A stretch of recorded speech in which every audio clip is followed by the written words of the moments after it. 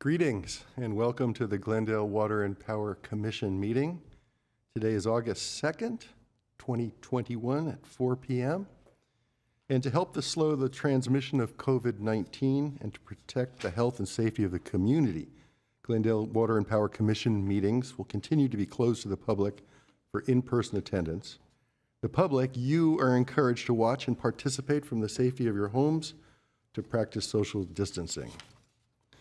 The meeting can be viewed on local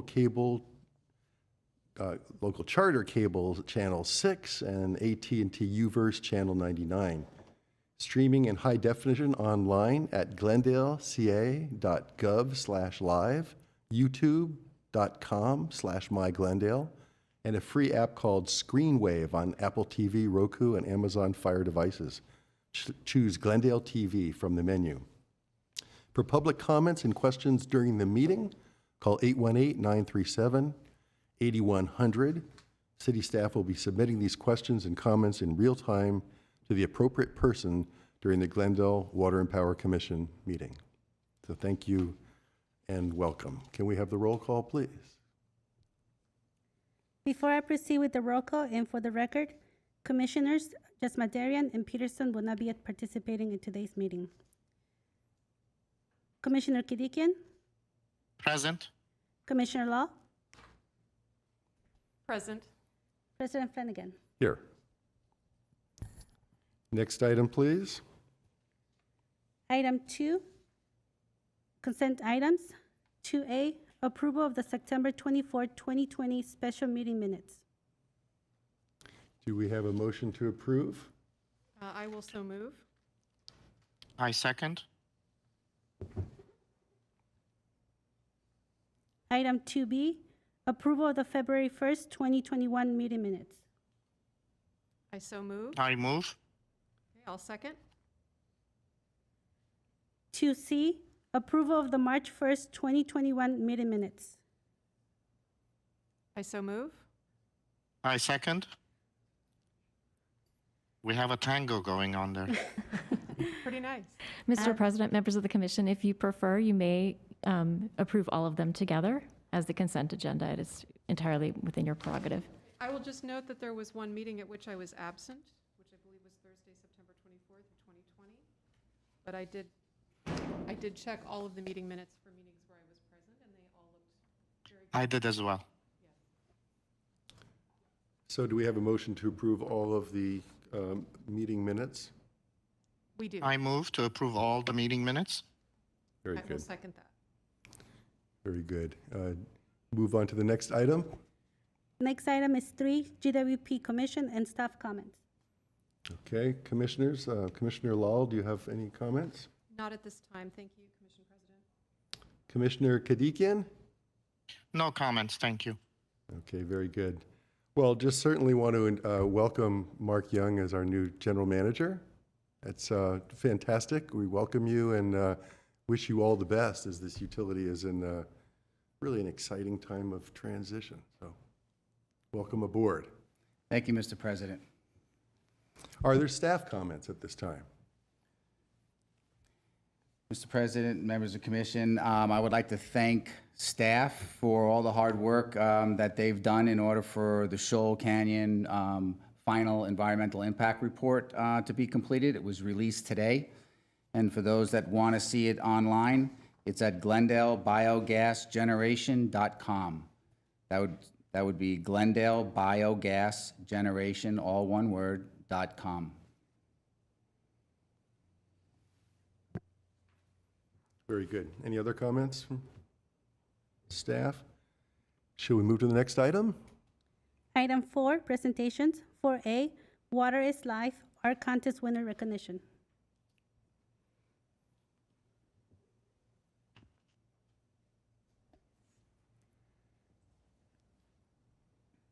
Good evening, Commission President Flanagan and members of Commission.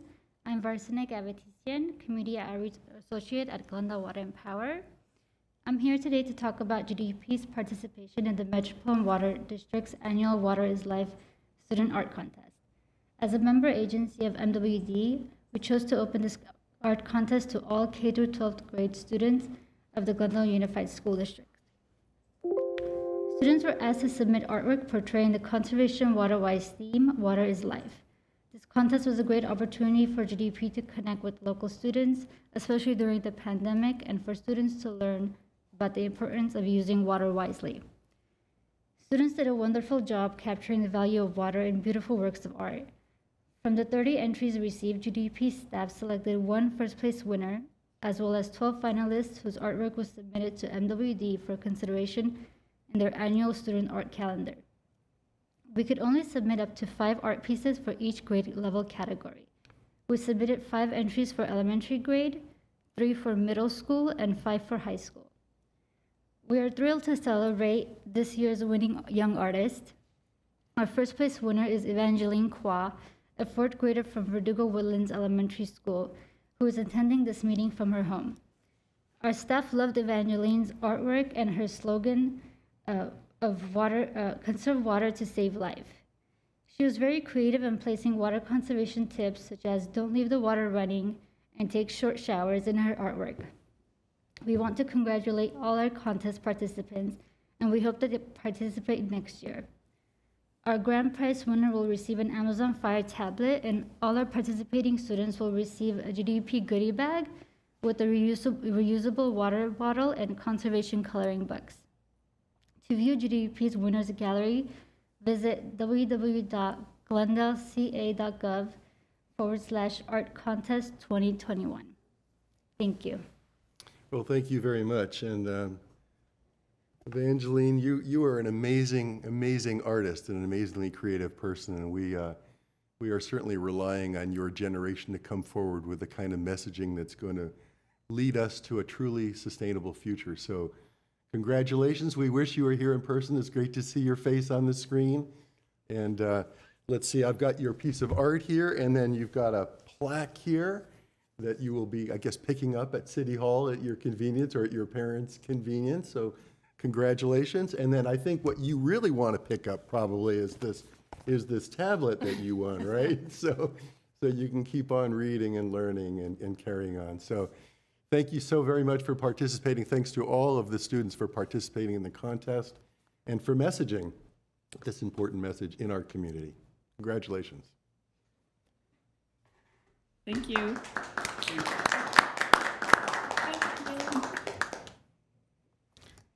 Next item, please. The next item is 5A, Water Division Consumer Confidence Report 2020.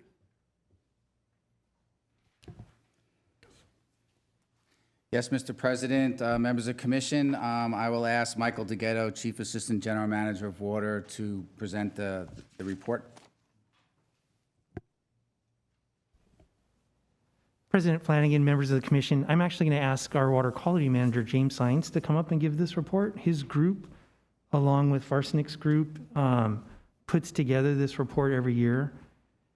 And for us, you know, we call it the Consumer Confidence Report because that's what's in the Safe Drinking Water Act.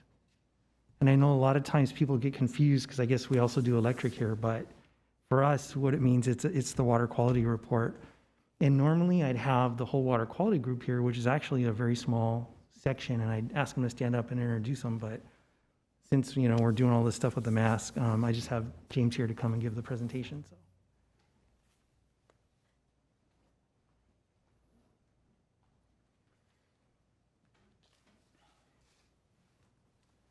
Thank you, Mike. President Flanagan, commissioners, my name is James Sines, Water Quality Manager for Glendale Water and Power, and this is the 2020 Consumer Confidence Report.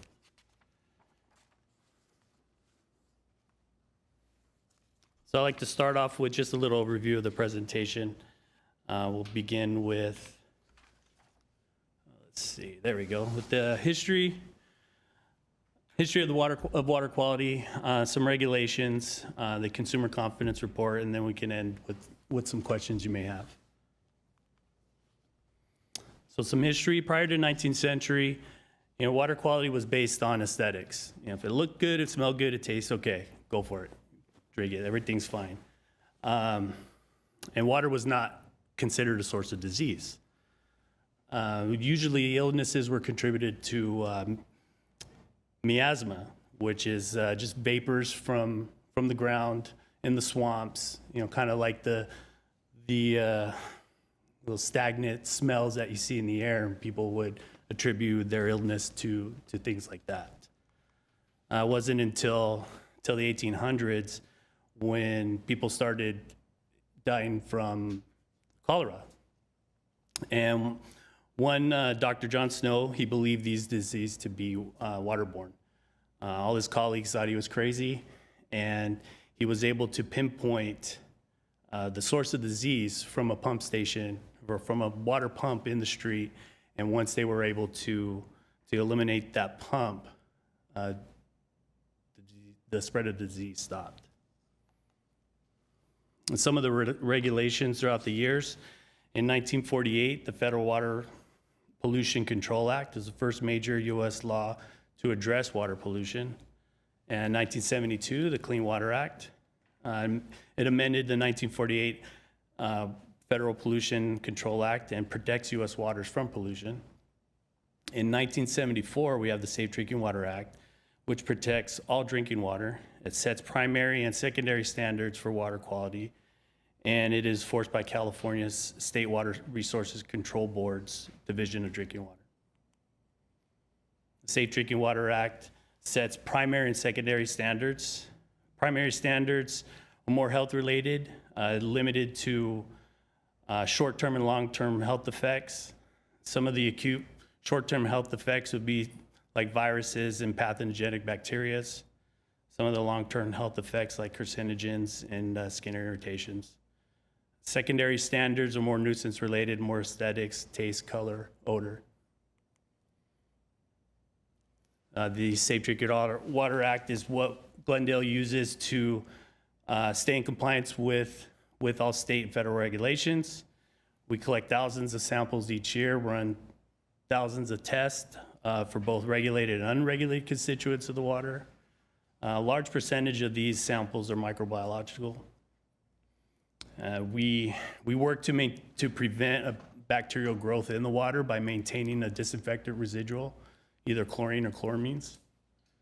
And we also manage the operation of the Glendale Opera Unit, which we treat 9 local groundwater wells under the guidance of the EPA as a Superfund site.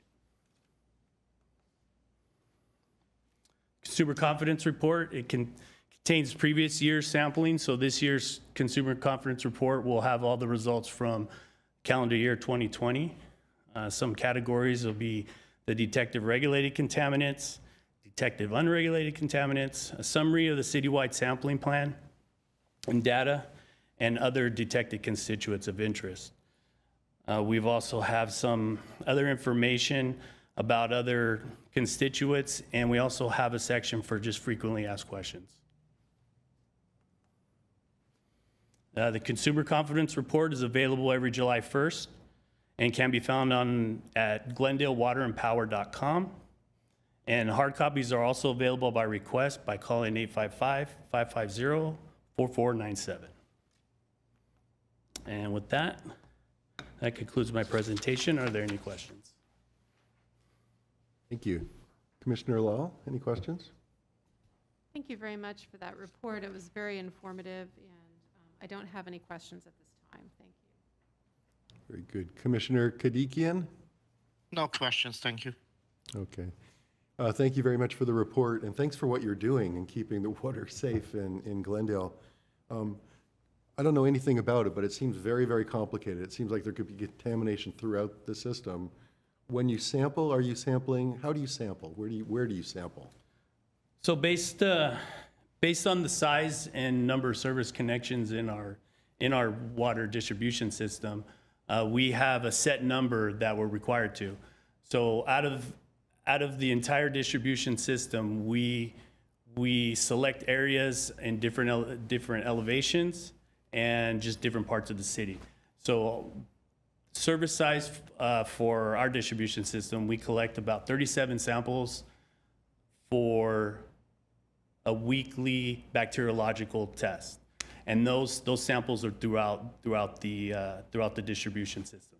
And those are dedicated samples, sample sites that we have physically tapped off of the water mains. So other than other than taking samples, that's the only time those taps are being used.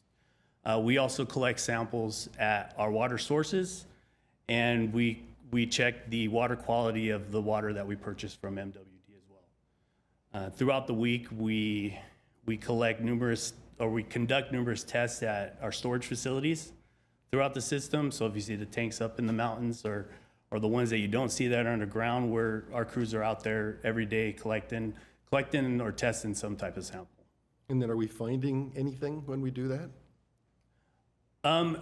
There are stuff we do find, natural, just natural constituents that are in the groundwater, that are there to, that get found naturally.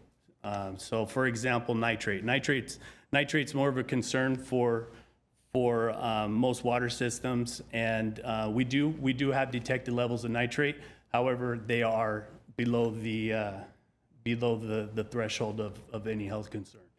So not only do we find, we test and find certain constituents, we just ensure that those results are under any sort of maximum level allowed. And so that's the bottom line. I guess I should read the report to kind of get the summary, but the detail. But the bottom line is that our water is in good shape, and year to year, there's been no degradation, or? That's correct. So the way the Safe Drinking Water Act works for us, if we're required to sample and test for a long list of constituents, and based on the level that's found, we have a plan of action for each one. Those results and those lab reports get reported to the State Division of Drinking Water monthly. So not only do we submit that report to them, they also review and make sure that we are staying within compliance with all the regulations. That's fantastic. I'm always drinking right out of the tap myself. And that's great to hear. Carry on, right? Okay, very good. Next item? Actually, we have a speaker, a We do? comment. Yes, we do. Thank you. Mr. Milano, you're on the air. Thank you very much. Commissioner President and Commissioners of the GWP, I wanted to ask a question with regard to water quality, or at least the perception of it. And I was wondering that if, in addition to the survey, if there is a quantitative measure of how much alternative purchases of water, potable water, is consumed in the city of Glendale. I have had trouble as a landlord persuading my tenants that they don't need additional filtering systems for the water. And oftentimes I do find, to my surprise, that they've installed it anyway without my permission. But I also find a lot of people putting a lot of energy going out there to buy water, and they take out their 5-gallon bottles and bring it in. And I was wondering if the purchase of potable water would be a more direct measure as to the confidence that the general public has on the quality of the water. And as an alternative question, I wanted to ask, as an additional question, whether the issues of hard water are also included as part of the water quality. Thank you very much for your attention to those questions. President Flanagan, members of the commission, if you'd like me to answer those questions, I'll start with the second question first. Yeah, hardness is listed in the Consumer Confidence Report, so I would really suggest everyone take a look at that. And it's a secondary constituent, and we're below the level that's required on that. And the hardness comes from the sources of our water. Groundwater typically is harder than surface water, and a big part of the water that we buy from Metropolitan Water District comes from the Colorado River Aqueduct. So the Colorado River Aqueduct, the water there has a higher hardness than the water from the State Water Project. So Metropolitan actively tries to blend the sources, but in a year like this, it's almost entirely Colorado River Aqueduct water, so it is harder than the blend that we would normally get. And I just like to think about it, if, you know, if you're fortunate to travel, say, in the Bay Delta area, there's plants and organics and things like that. And if you travel maybe to Lake Mead, it's the desert and there's a lot of rocks.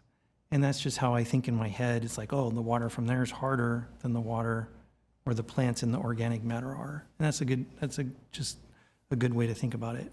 As far as the purchase of potable water, I think Mr. Milano is referring to the water that Glendale Water and Power serves, and it's all potable. So all the water that we report on that's in the CCR is potable, except for the recycled water, which is a completely different system, and there's no CCR or anything associated with that. So, you know, I would just encourage everyone to watch commission meetings, and I give pretty regular updates on our potable water consumption. So I hope that answers that question. And the other thing I would say to everyone, and I talk about this a lot at the commission meetings whenever I give a report, but it's outdoor usage. That's where folks should cut back on. Possibly remove your lawns, make sure you're not watering the sidewalk if you have a lawn, things like that. And that's where the biggest way to conserve water is, much more so than indoors. Follow-up question. You talked about the seasonality of the hardness or the softness of our water. Do you think that's discernible to somebody in their kitchen? Would they be able to tell that? If you're very sensitive to it and you just really pick up on that stuff, maybe. And it's not seasonality. It has to do with the blend that Metropolitan gets. And this year, the allocation from the state is only like a 5% blend. But so Metropolitan's maximizing the amount of water from the Colorado River, which has a higher hardness. Very good. I also have a comment which I wanted to add whenever it's convenient, Mr. President. Go ahead. Okay. With regards to the potable water and comparing it to bottled water and how much purchase of bottled water happens, I think, Mike, you've previously told me that bottled water like Arrowhead and such, they add special tastes so that the consumer would enjoy or like the taste of these bottled. And the water that we have in Glendale is perfectly drinkable and anybody could drink it without any problem. I certainly do. However, to compare apples and apples, it's not, we don't add additives to make it taste better, such as Arrowhead or whatever. So I don't think it would be fair to try to get some sort of a report as to how much Glendale residents are buying bottled water and see whether that's because they don't want to drink the Glendale water or it's because they like the taste of Arrowhead water better.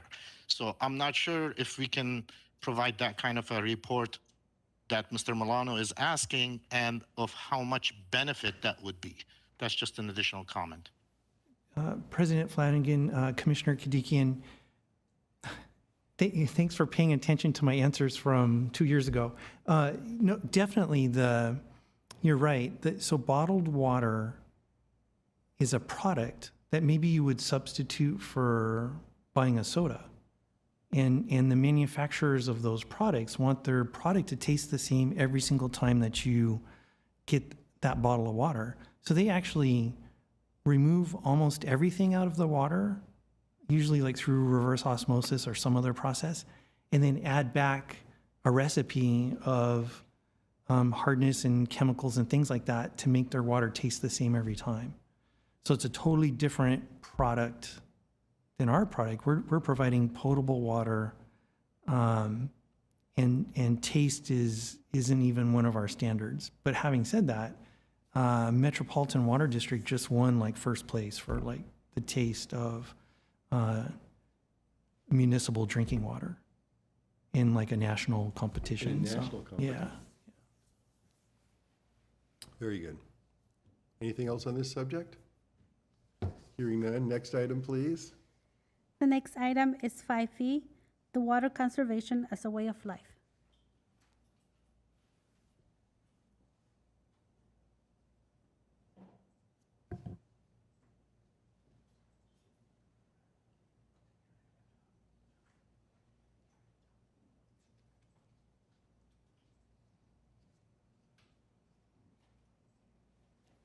President Flanagan, members of the commission,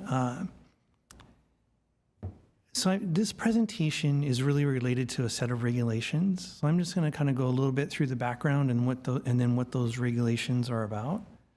And really this started with the water shortage of 2015, and the State Water Resources Control Board tended to be a little bit frustrated that they just couldn't set statewide policy on conservation because it doesn't apply. Water is a very local resource with very local distribution, and so it was hard for the state to set a statewide conservation mandate. So this regulation sets a regulatory framework, really to make water agencies become enforcers of conservation is how I look at it as being a manager at a water agency. But really there's a lot of resource inequity due to geography. So we're really fortunate that the city had a lot of forward thinking in joining Metropolitan Water District because we have the ability to have a supply that a lot of areas in the state don't have, and they're only reliant on water in their watershed or their groundwater area. I'm not gonna go through everything on this slide, but it's the legislation was in 2018. Senator Hertzberg and Assemblymember Friedman, and the main tenets are use water more wisely, eliminate water waste, strengthen local drought resilience, and also improve agricultural water use efficiency in drought planning. So the main tenet of this is each agency, including Glendale, is going to have to calculate its urban water use objective every year, and it's an aggregation of the residential indoor use, residential outdoor use, commercial, industrial, and institutional use, water loss, variances that are in the regulation, and then some bonus incentives that are in the regulation. And I'll talk about each of these. And this slide's really important, I think, for everyone to start thinking about. But indoor use is initially set at 55 gallons per person per day, and it's going to go down over time in the legislation. And a big part of this, and this is what I always talk about when I show my presentations, is the model water efficient landscape ordinance. And we need to take that as a supplier on a supplier level for the whole area. And really the way that we're doing that is we've contracted with the contractor that the state is using, and they've done satellite imagery to come up with the irrigable area of every residential parcel in the whole state. And this slide is basically a screenshot of that, and it's showing who's good and who's bad.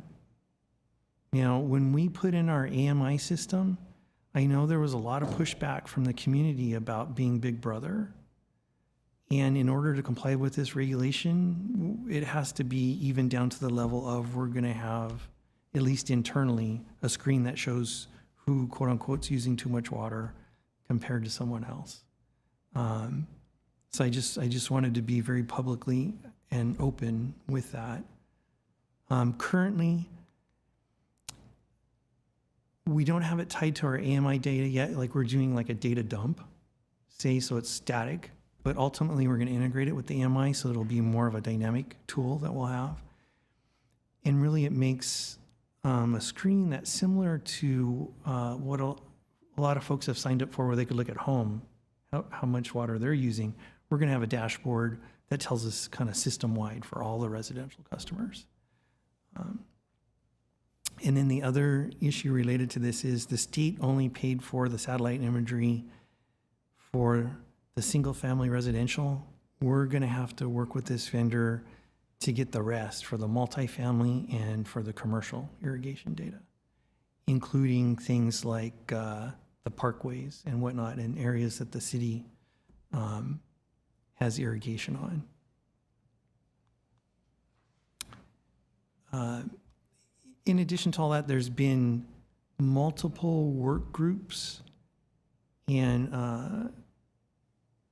our water service administrator, Richard Rule, and I attend them when we have time to attend them, and there'll be these online meetings of like 82 people in a meeting talking about how to come up with these regulations and at least the definitions that the Department of Water Resources is working on. And just to give an example for the commercial, industrial, and institutional, one of the scenarios to possibly set it up has 107 separate user classifications. And just to give you an example, it's things like convenience store with gas station, without gas station. I honestly don't know if there's going to be separate classifications for city halls with restrooms and how many restrooms they have and things like that. And this is sort of the kind of how this is getting parsed down for all the water agencies to come up with that aggregate annual use objective. Part of it's water loss. So, just at a simple level, it's the difference between metered production. And when I say production, for us, production would be buying water from it or producing water from our wells versus the metered use from all of our customers, from 34,000 meters versus maybe 10 meters. So this got legislated to be a lot more complicated than just that. So this is about, I think, we're doing, I don't know if it's our third or fourth audited water loss submittal to the state, but it has to be validated by a separate auditor. And I'm just showing a screenshot of kind of the summary tab. There's 12 tabs with dozens of entries on each tab, with a validity score and all kinds of things listed in that. And really, our auditor is following the guidance. But personally, I think, the guidance is very flawed, and there's been a lot of input by industry folks in setting this up. But, Glendale's system is a very, what I would call a tight system. It doesn't have a lot of just running leaks in the pipes. It's not an issue for us. Whenever there's a leak, it's really a break and it surfaces, and we go and fix it immediately. But a lot of the built-in formulas in this are built in a way where it's a leaky system. And I don't think that the folks that legislate this and that make these spreadsheets really understand kind of the difference between a tight system and a leaky system. So it's kind of just forcing compliance on by doing it a certain way on all agencies. But we're working on that. Then when I talked about the variance and bonus incentives, we do have some areas with horses and livestock, so maybe, we'll look at that when we get to that. Irrigation with high total dissolved solids in it, that could be considered like salts and things in the water. And agriculture, we maybe have a couple farms, some community farms. And then bonus incentives will be related to direct potable reuse, and we don't have any direct potable reuse projects right now. And then the slide I'm just showing is, recycled water has a lot higher TDS than regular water.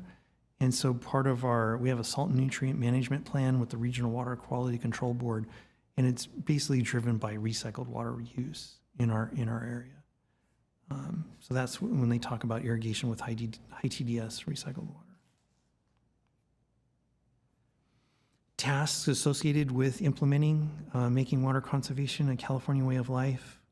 We just did 2 of them. The council adopted the Urban Water Management Plan and the Water Shortage Contingency Plan.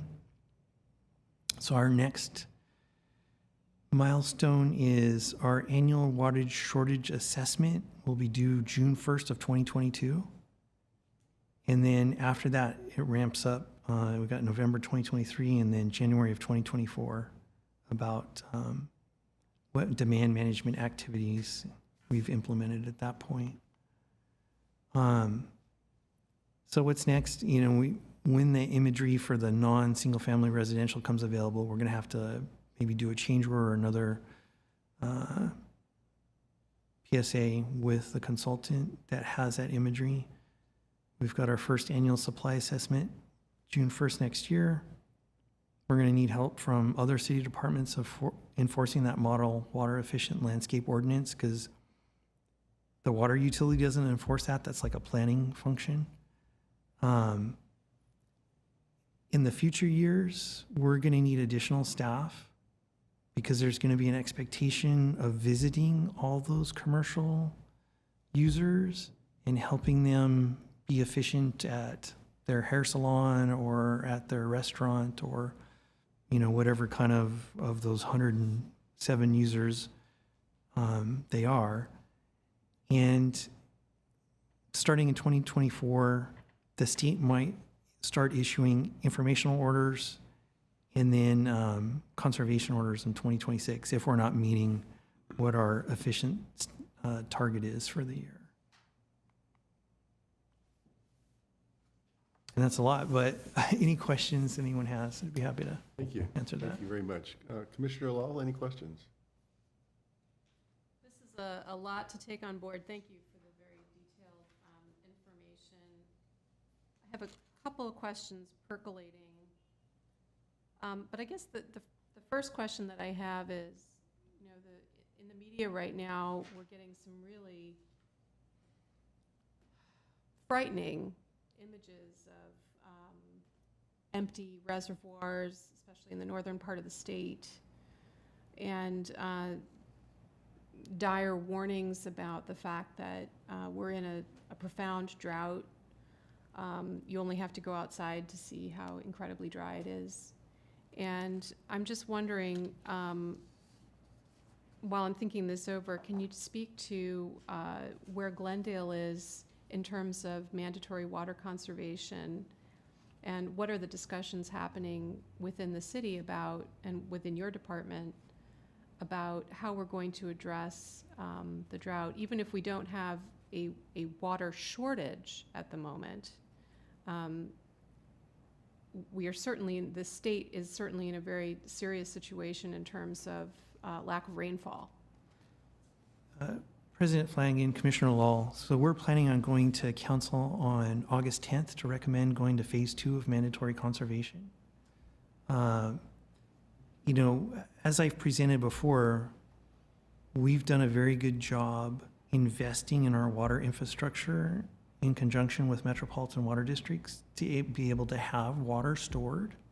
You know, when there's a surplus on the state water project, to turn off the pumps from the Colorado River and be able to use that water during a shortage. But the Department of Water Resources has recently indicated, because they have more data now, that their models were predicting a certain amount of runoff based on the precipitation that did happen, and that runoff didn't happen to replenish the reservoirs like at Orville.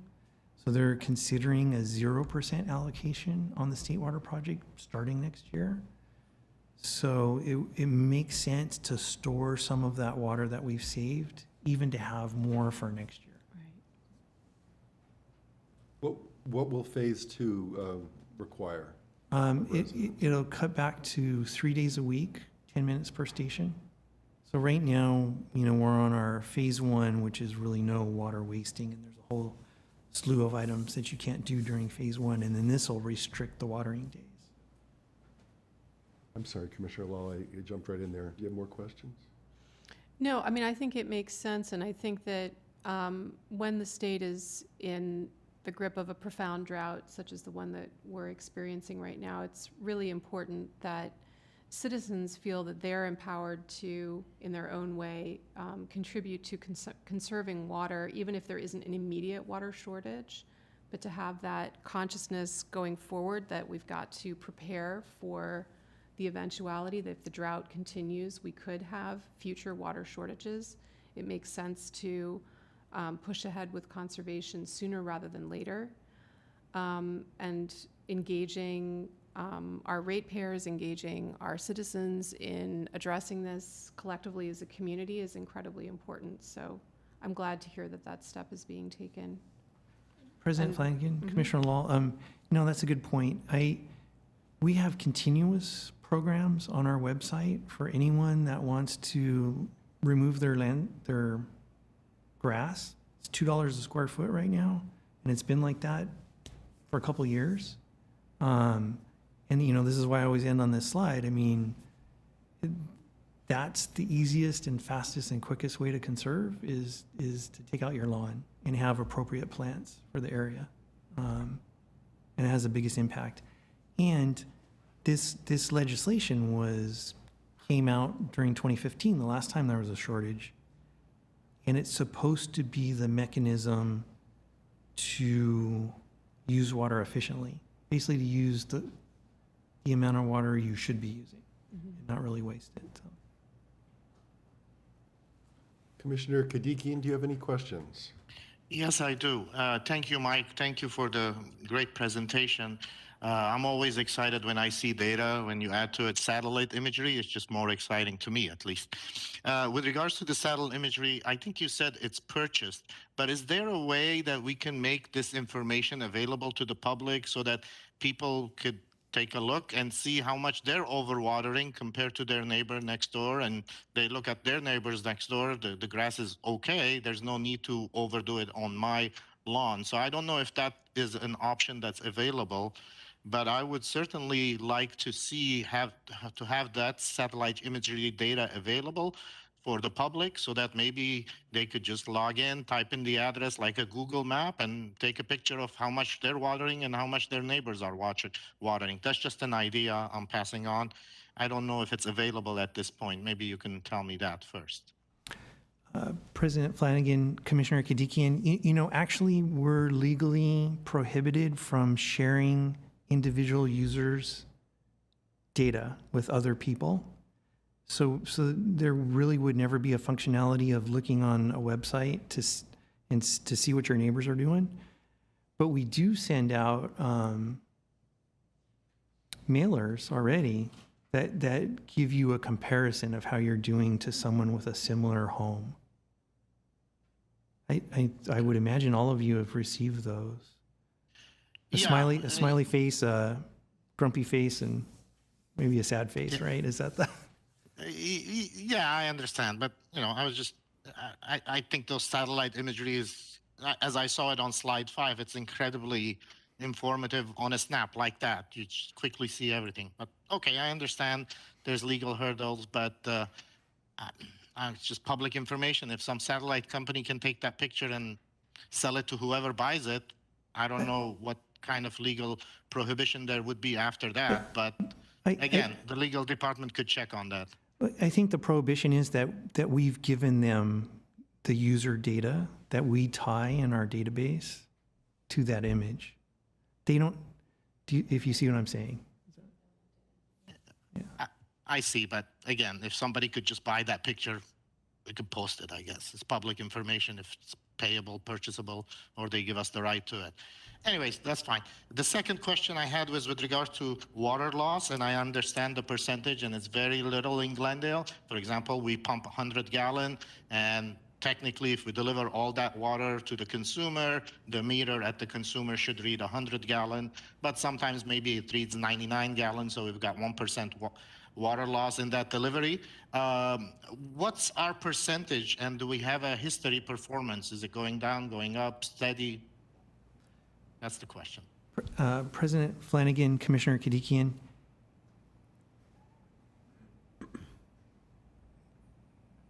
One of the difficulties in doing the water loss calculation is timing the read for the 32,000 meters to coincide exactly with the time of the read from our production meters.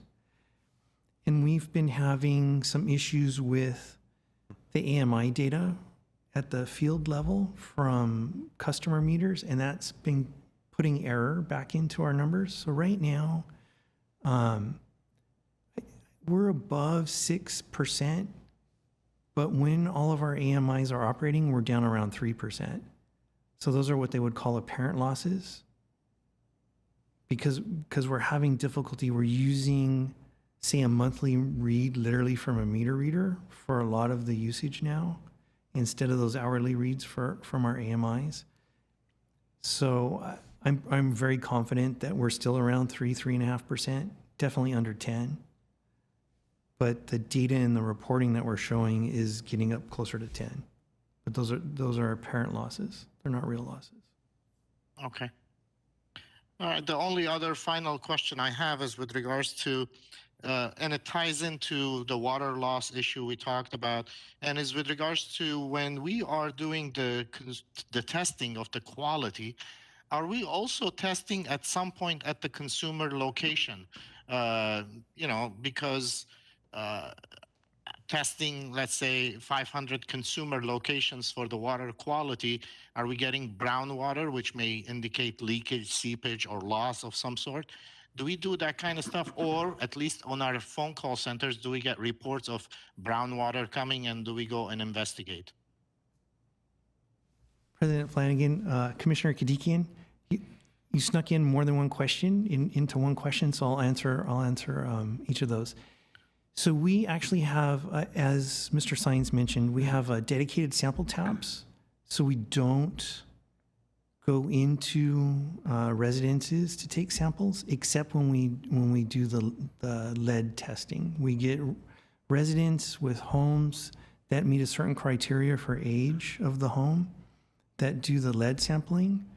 They'll volunteer for that, and we give them a procedure, and then they take that test. But for the normal water quality samples, we'll have dedicated sample taps that are basically near homes. It's just like a service line that would go to a house, except at the end of it, we have a sample tap. Okay.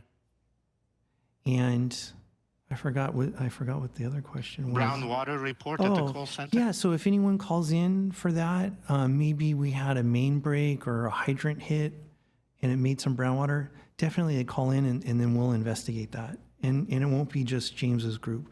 If we need to flush the main, we'll have our distribution crews out there to help flush it. So we work on that regularly. We even have a few areas that we know have maybe return calls related to that, and we know that the issue is the pipeline. And so we have those programmed into our capital program to replace those mains. Very well. Thank you, Mike, and thank you for the great presentation. Thank you, Commissioner. We were on very much along the same lines, Commissioner Kadikian and I was thinking the educational value of that imagery, it seems really profound, and sort of reflecting on your comments that even though we don't seem to be in an emergency situation right now, the state is, the region is, and we need to keep, I think, beating that drum and getting education out there. Is there any way that data could filter into, or not filter into, but feather into the OPower reports that you talked about? It essentially does already, just based on the meter reads. It says, if there's a home similar to your home, they're using this much water, and you're using more, or you're using less. And you don't really need the imagery. On irrigation in particular, though. Just picking up overall usage. That's something we could definitely look at in the future. This is very focused on the irrigation. Right? Yeah, that's something that we could, I suppose, look at in the future to get that report to break it out a certain way. Or could you send a report to, I don't understand the law exactly, but could you send a report to individual homeowners? Like, could you send a report to me and say, hey, your level is well, X, and Y, I or think Z? that's why I brought it up. At some point, we're going to have to do that. Yeah. At some point, to meet that goals of the regulation, at some point, we will be doing that. But So none of that we is... have to switch sort of this mantra from, we don't want to be big brother, but we do want to be a leader in this area too. So we want to keep putting that message out there everywhere we can. I would say our residents have done a very good job. We're still 17 to 18% below what we were in 2013 as far as use goes. But it's really kind of that personal responsibility. And I'll just keep hitting this, do you want to use potable drinking water to have a green carpet in front of your house? Or do you want plants that are appropriate for the area that bring butterflies and other insects and make your yard a living yard, or a yard that you spray with chemicals keep green, so. I'm with you. Minor Okay. point, those 107 different classifications for C&I customers, I take it they all get different water budgets or different allocations. President Flanagan, no, that's more related to, are they being efficient in their type of operation? And again, I didn't see it on there, but let's say we had a brewery in Glendale, like they have to use water. So then it becomes, are they being efficient on how they're using the water to brew beer, I guess? It's a benchmarking Yeah, exercise with Yes. similar industries. yes. Gotcha.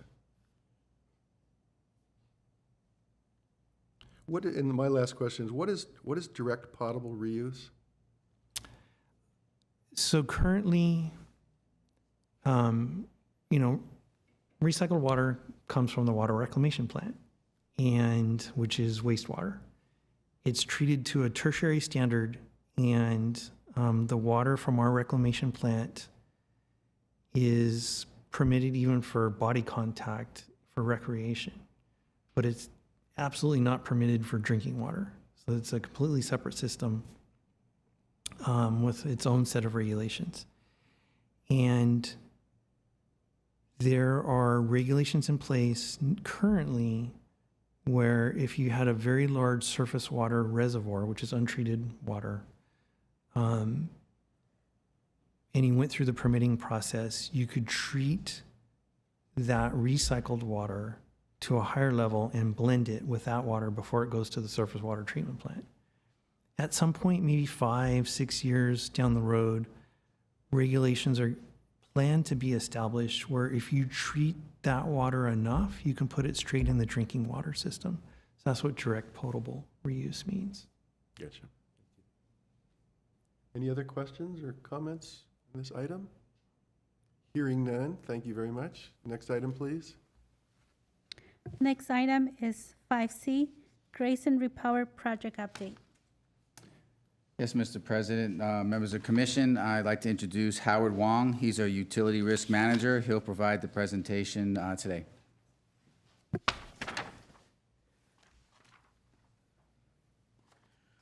All right, good evening. Yep, President Flanagan, members of GWP Commission. I'm Howard Wong, Energy Risk Manager. So tonight I'll be providing an overview of the Grayson Repower project. The project consultant, Dave Tadtosian, is also online, and he can assist also in answering any questions that you may have. So I'll be reviewing the project's background, including a timeline beginning 2018. There also have been some updates since the start of the repower, adding new alternatives. What hasn't changed, though, is the deadline for the Grayson plant. The highest peak load or electricity use for the city of Glendale is 346 megawatts. The majority of the load has been supported by transmission imports and GWP's share of the Magnolia plant. The remaining portion is provided by the Grayson plant. However, after 2023, we do lose 234 megawatts of Grayson because it will be shut down due to new emission rules by AQMD. Without Grayson, GWP wouldn't have been able to meet the 346 megawatt peak load. So this slide depicts what Grayson looks like today from the corner of Flower and Fremont. What you see is the cooling towers and units 4, 5, 8, and 9, and also the boiler building on the left-hand side there.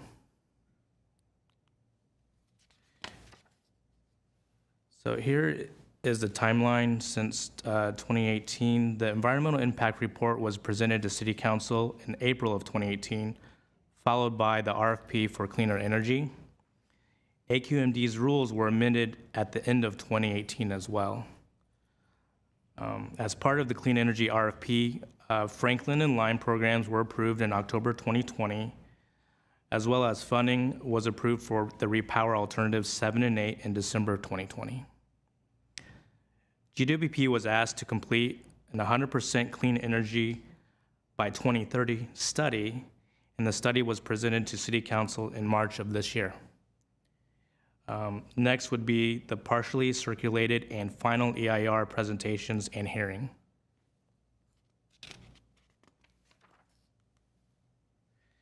So the original proposed project, this is the aerial view, has four new units and other supporting structures for operations and maintenance, water treatment, and switchyard.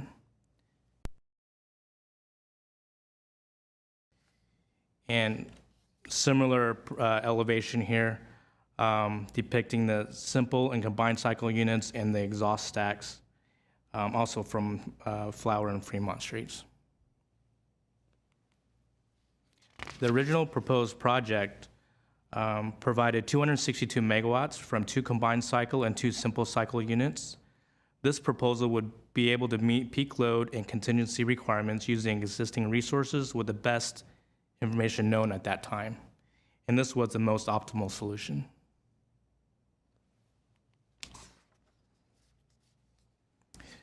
Since the original proposal, GWP submitted an RFP for potential cleaner energy options compared to the original proposal while meeting reliability requirements. 5 proposals were selected out of 34, which are the Franklin, Lime, Sunrun, Tesla, and Wärtsilä, making up GWP's proposal portfolio. These provide an array of differentiating solutions from demand response to thermal generation.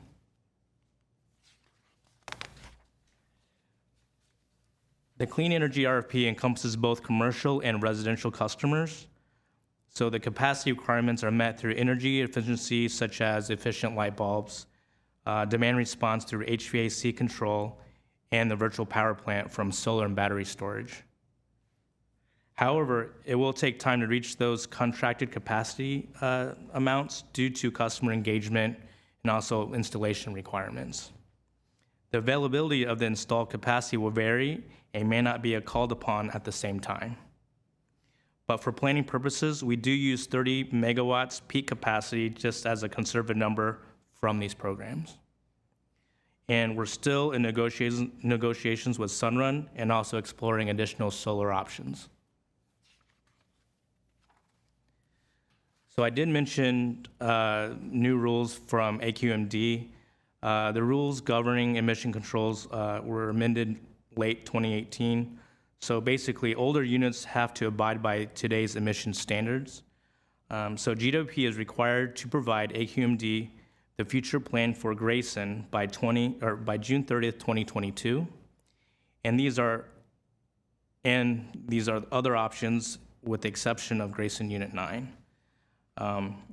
Modifying existing units, and that only includes 8A and 8BC. Remove and replace everything with new units, or just retire existing units entirely.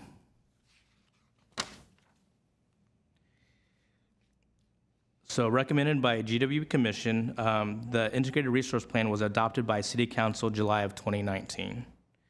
The IRP recommended a mix of energy efficiency, demand response, virtual power plant, and thermal generation with battery storage. The IRP does forecast an increase in load demand, especially from electric vehicles and building electrification. Also, as part of the IRP, City Council requested a study to examine the feasibility to reach 100% clean by 2030. The results concluded that 89% was achievable with significant investment, but overcoming the remaining 11% hurdle would require the following: new transmission to bring down more renewable with battery storage, local renewable with storage if space allotted, and renewable fuel sources with enough availability, such as methane or the green hydrogen.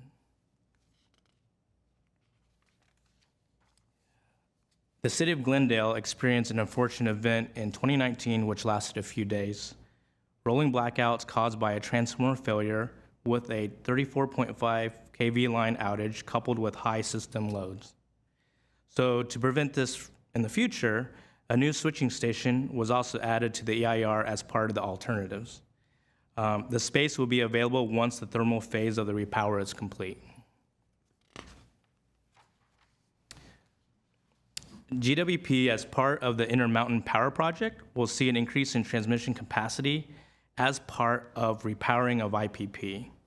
So IPP will be converted from coal to a blend of natural gas and green hydrogen, with an expectation using 100% green hydrogen by 2040.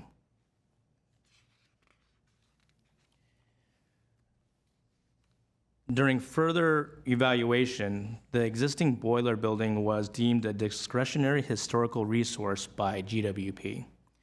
So the Glendale Historical Society agreed to mitigating efforts to preserve the history of the building, and this was also included in the EIR.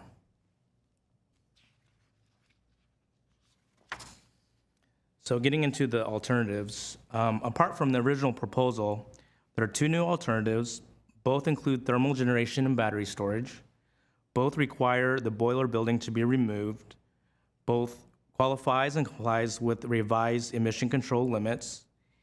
And by running no more than 50% of any year, both reduces fuel usage by greater than 80% compared to the original proposal. And also, as I mentioned, both will also include the new switching station. How they differ, Alternative 7 removes all units except number 9, and we would install 5 Wärtsilä internal combustion engines, providing about 93 total megawatts, and that's Alternative 7.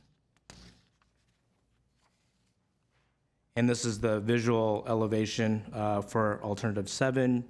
You can see the exhaust stack and the engine building for the Wärtsiläs in the back there. Alternative 8, instead of the 5 Wärtsiläs, Alternative 8 removes Unit 1 through 5 and converts and refurbishes Units 8A and 8BC. The steam plant for 8BC will be upgraded, and new equipment is needed to support the changes and also to meet AQMD standards. And this is the elevation again from Flower and Fremont. You can see Unit 9, which is existing, Units 8A and 8BC. To the right of it, you have the water tanks, and then you have the boiling structure to the left of those stacks. So as I mentioned, AQMD must be notified of our intent by June 30, 2022. If no repower takes place, then Units 1 through 8 will be retired at the end of 2023, and GWP will not have enough resources to meet reserve and ancillary requirements, and will not be able to meet the current and future peak load conditions, as I mentioned. Next steps, the public have opportunities to review the Repower information and environment report using these links listed on the slide. There'll be additional commission and sustainability meetings, and the city council hearing for the EIR will be held on November 16th of this year. And public comments can be submitted in writing by fax or email at the listed addresses and phone numbers. We did increase the comment period from 45 days to 60 days to allow for flexibility and convenience for the public. And I will do my best to answer any questions. Also, Dave again is on the line. Thank you very much. Commissioner Law, questions? Thank you for this presentation. Going back to the timeline, which I am trying to find. Page 5. When we originally started talking about this project, I think it was like 2016. And then the EIR came before the commission in 2018. And at that point, we identified this project as being urgent. And the fact that, AQMD then added the 2023 drop dead date, our hair's kind of got to be on fire at this point to get this done, I would imagine. This is a huge project. We're now closing in toward the end of 2021. We're in the second half of 2021. We've got 2022 ahead of us and then 2023. So just given how long it's taken to get to this point, and I do want to acknowledge the tremendous amount of work that all of you have done to bring the project forward and really evolve the project over time, because I think that's what we as a commission were looking for, was for the project to really evolve And certainly I see that. I'm just concerned about how long it's taking, and I wonder if you or if the general manager could speak to how we stay on target and push this forward and get it done in a timely way.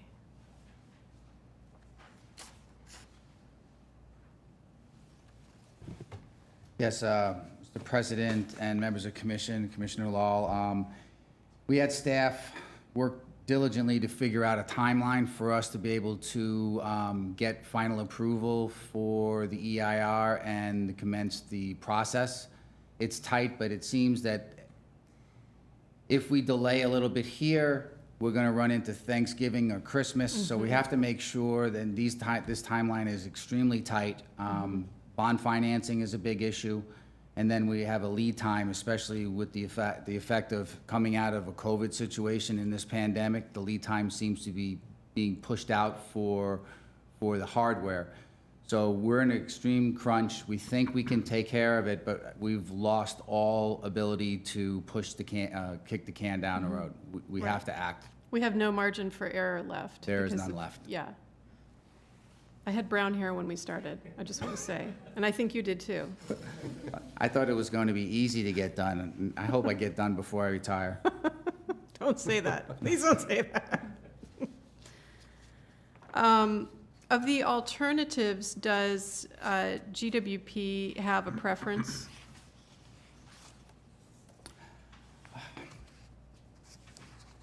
We looked at the feasibility of both. I think the Wartzilla provides more flexibility because they're in increments of 18, so you can go from 9 megawatts to 18 megawatts. You can start and stop these units similar to the newfound type of gasoline-powered cars that stop at the stoplight, and then they start again when you go ahead and when the light turns green. That flexibility is invaluable. It is the best available technology. That being said, we have good results with modifying our Pratt & Whitney engines. They're 1977 vintage, but they're built like a tank. I think Pasadena just finished their updates of their Pratt & Whitney engines, and they've had good success. So while I have a personal preference, I believe that both options are viable and would serve the city well. And in these alternatives, would we be at any point using gas combustion engines for baseload power, or are the gas turbines being used as backup?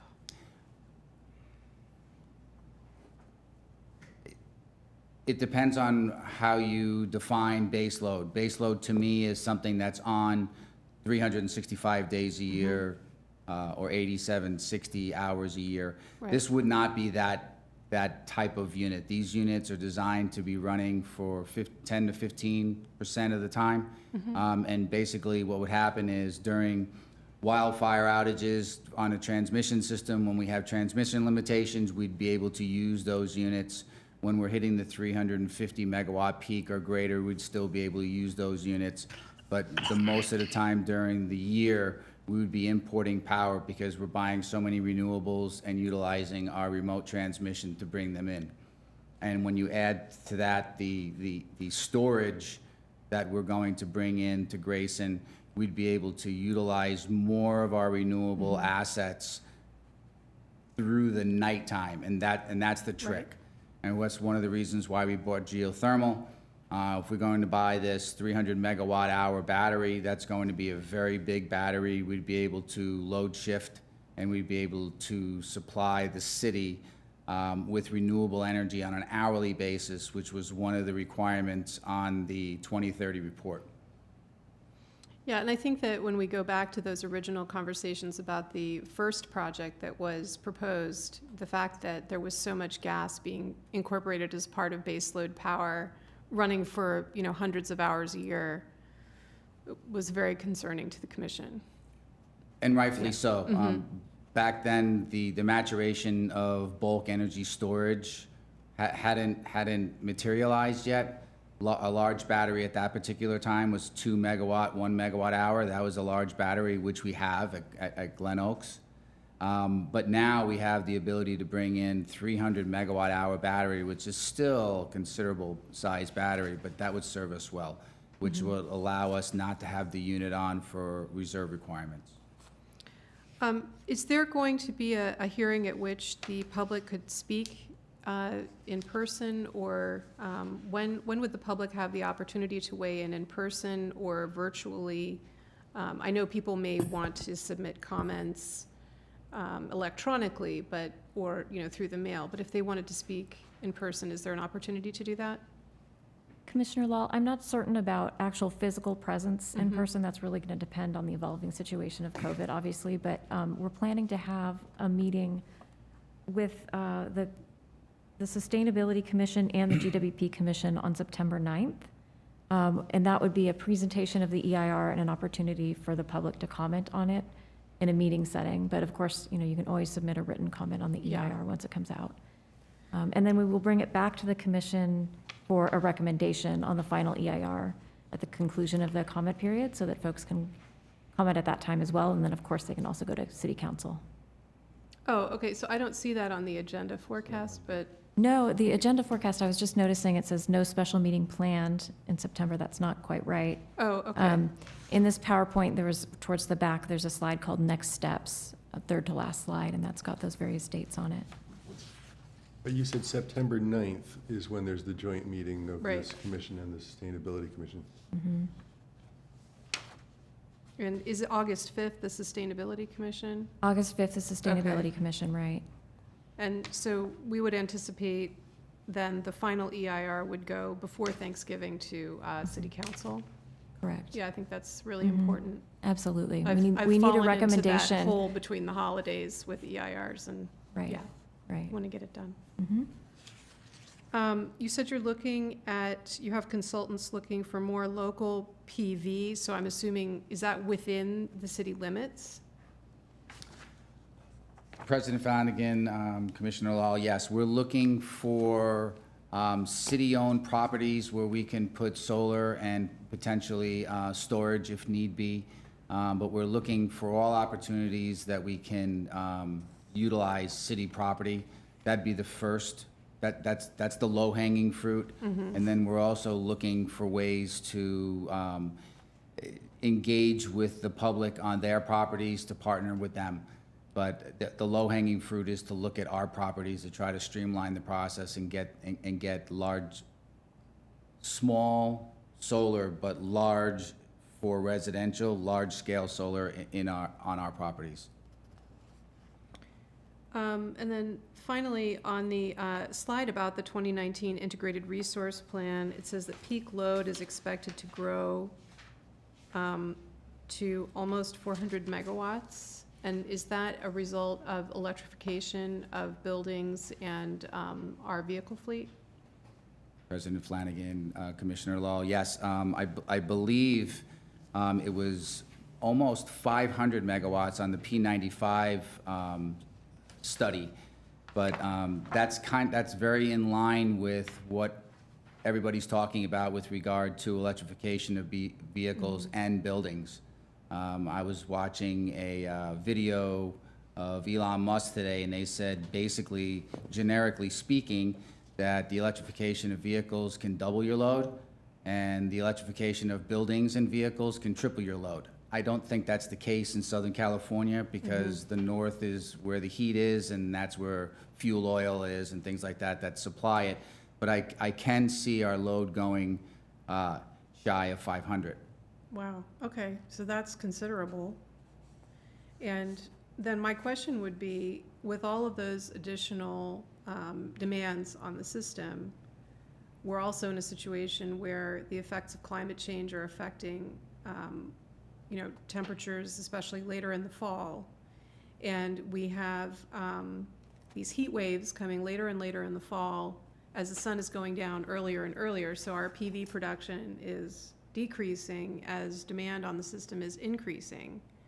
So are there modeling tools that GWP uses or that even exist? I don't even know if this is something that people do, but how do we anticipate the future demand based on changes in our climate on our systems? Is there a way to do that?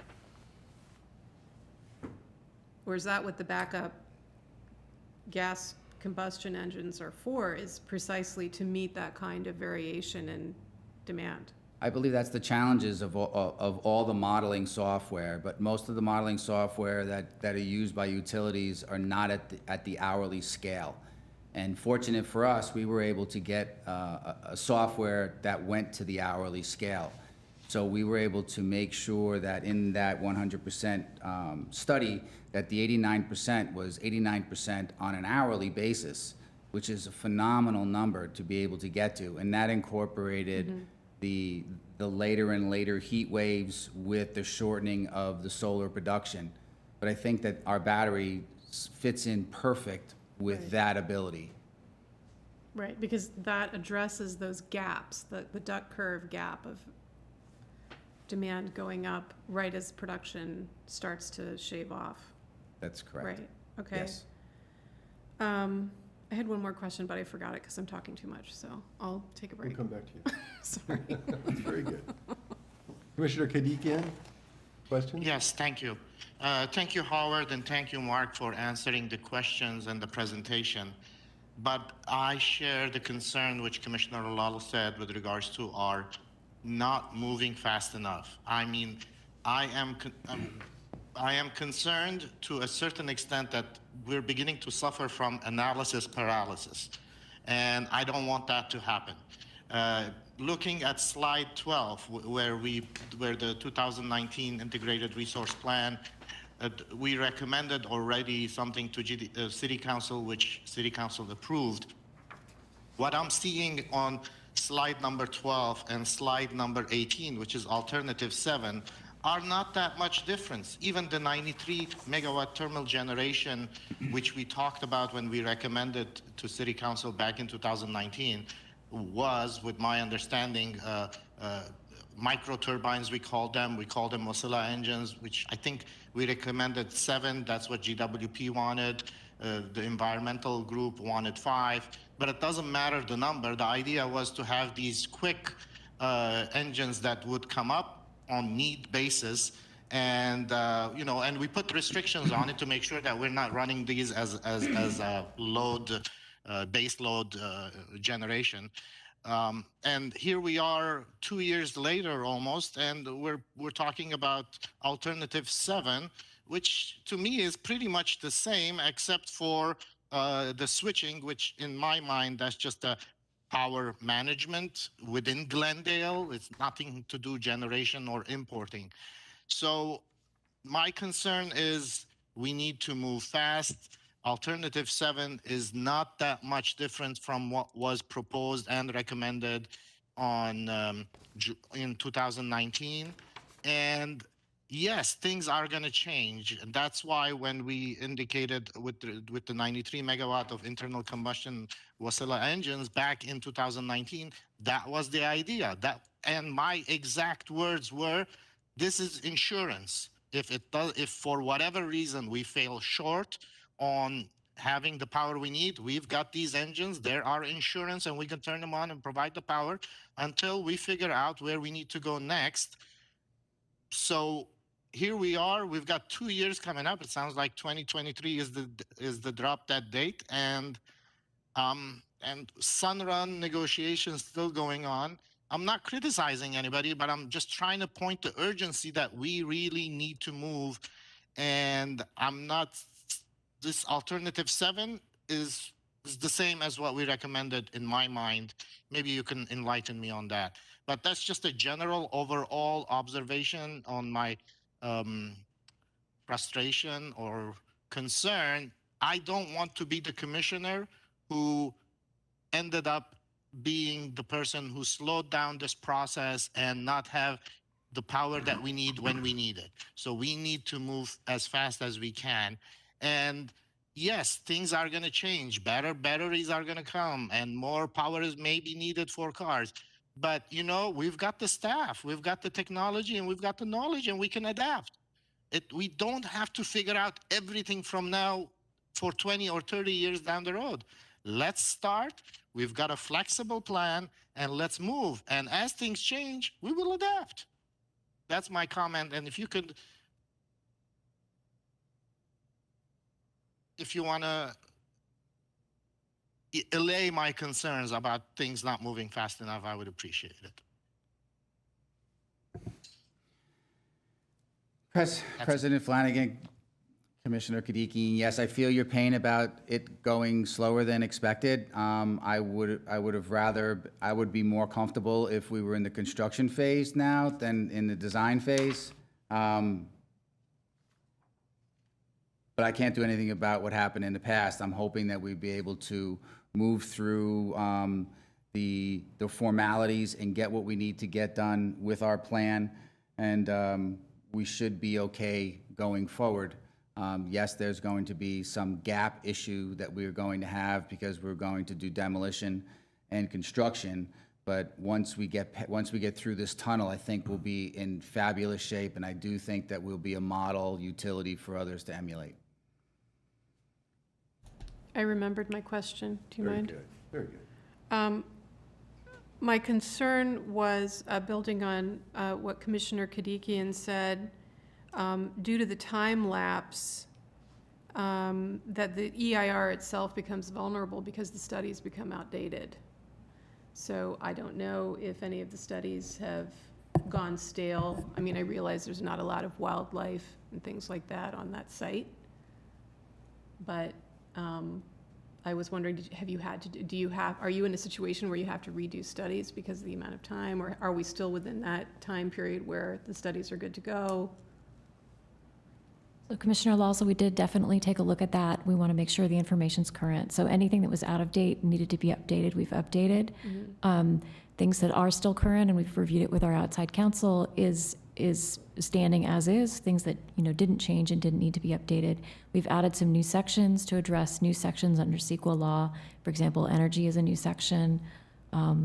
Paleontological resources.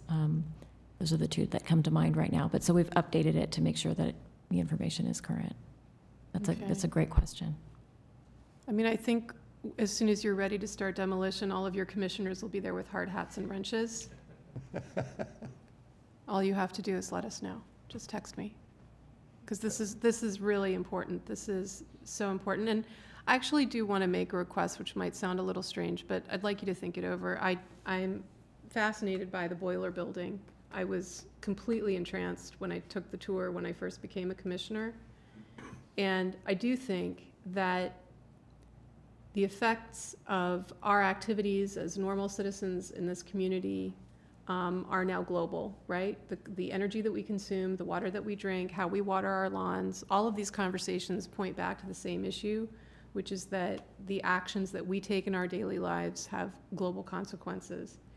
And there's a great opportunity here to preserve even a portion of that original boiler building, which I can see has already been undertaken. I think that's wonderful.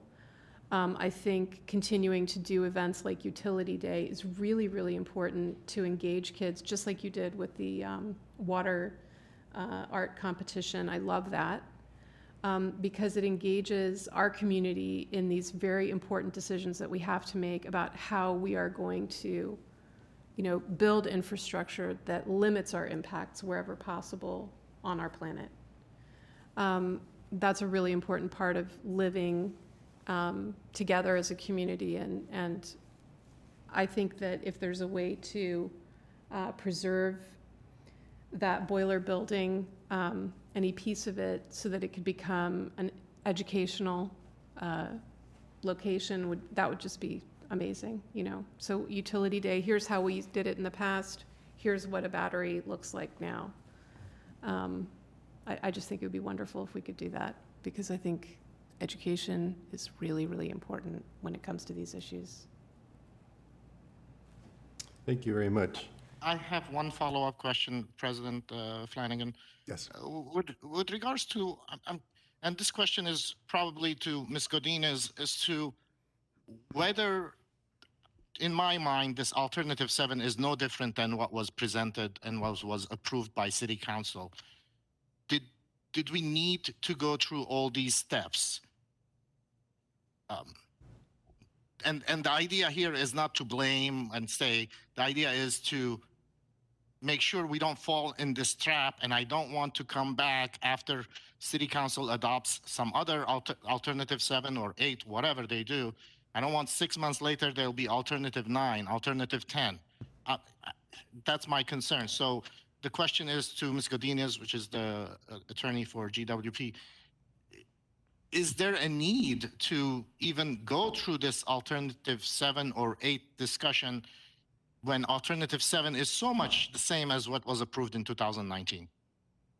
Commissioner Kadikian, that's a very good question. So the process that happened in 2019 was the integrated resource planning process, and this is now the California Environmental Quality Act process. So there's a lot of similarities between the two. Like for the integrated resource plan, we had community meetings, we gathered input, we vetted the portfolio from a lot of different angles, whether it's cost, environmental sustainability, what will work to make sure we can provide enough power to the city. And now, you know, you're right, and I understand your frustration because we're doing a lot of the same analysis as part of the EIR. We are looking at, is this a sustainable alternative? Does it meet the project objectives, which include, can we provide enough power and energy to serve the city's needs? So there's a lot of overlap, but the CEQA process is mandated by law, and we are therefore going through and doing all the analysis, whether it's looking at the aesthetics of what will this building look like, what are the noise impacts, you know, what are the air quality impacts. We had to study all those things, and then we have to bring those forth in this document that we're finally getting to wrap up and present to the public to provide the opportunity to comment on. So overlap, but unfortunately, well, fortunately or unfortunately, it's another required process that we will be going through. Thank you, Ms. Godinez. Thank you very much for a very good presentation and a very good discussion. I have just a couple of follow-up questions on the timing, which seems to be on the top of everybody's mind right now. I believe you said that the draft EIR would be coming out in August. Is that right? Our plan is to put it out any day now, like this week. This week? Yeah, we were actually hoping to get it out today. Didn't quite make that, but it will be out and then very soon. It'll be made public, and then people can then start, the comment period starts at that point. Mm-hmm. Okay, very good. And then Howard, you said that, I think it was 2023, that we would lose all 234 megawatts at Grayson. Is that right? Correct. Based on the emission controls, it would no longer meet compliance. Even unit number 9? Unit 9 stays. So I stated that everything but Unit 9. Everything but Correct. Unit number 9. So we actually have, I mean, I realize that they wouldn't meet the air quality requirements, but we could actually turn on that much capacity right now, that 234 megawatts, and it would all work? I believe so. And actually, I think I was having a conversation with Mark today. I think the governor even lifted restrictions on emissions. He called like an alert. He stated there's an alert or emergency going on right now. President Flanagan, that's true. He's lifted the emissions restrictions to keep the lights on. But I'd like to address your question. Our units, we're always a year or two away from repower. So we've deferred large ticket item maintenance. So to answer your question, if you asked me to turn on all the power plant, and I would not be able to get 234 megawatts out of it for you right now. Right. It's on the Ideally, yes, but we're not trying to spend money knowing that we're going to demo the power plant. So Is that resulting in a high capacity or low capacity factor for our system? our Since we have capacity. all that capacity that's sort of sitting there? So to know that we could do it in the case that there was a couple of, what was the wildfire up in Oregon a couple of weeks ago that's still blazing, that shut down what they call the California-Oregon border high voltage AC line coming from the Pacific Northwest, and it also limited the Pacific DC line. That caused the prices of energy to go from $30 to $1,500 a megawatt. If that were the case and our units were healthy, we would have been able to turn that on.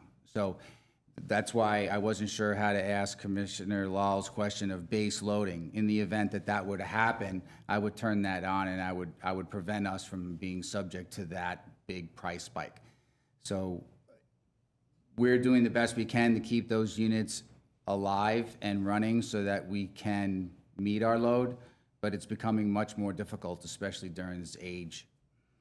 Is capacity factor something that we talk about that you're talking about in system planning? Are we maintaining approximately the same reserve margin as other utilities around us, or are we more or less, or?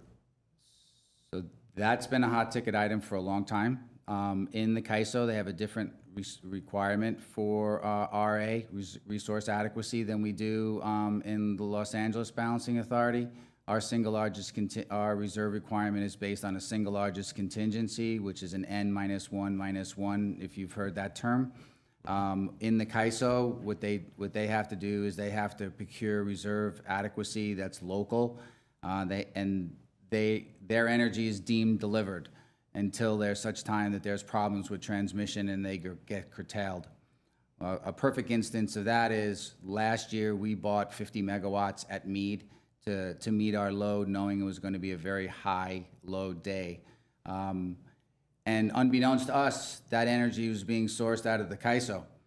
So when the CAISO went into stage 2 emergency, they stopped exporting energy out of the CAISO.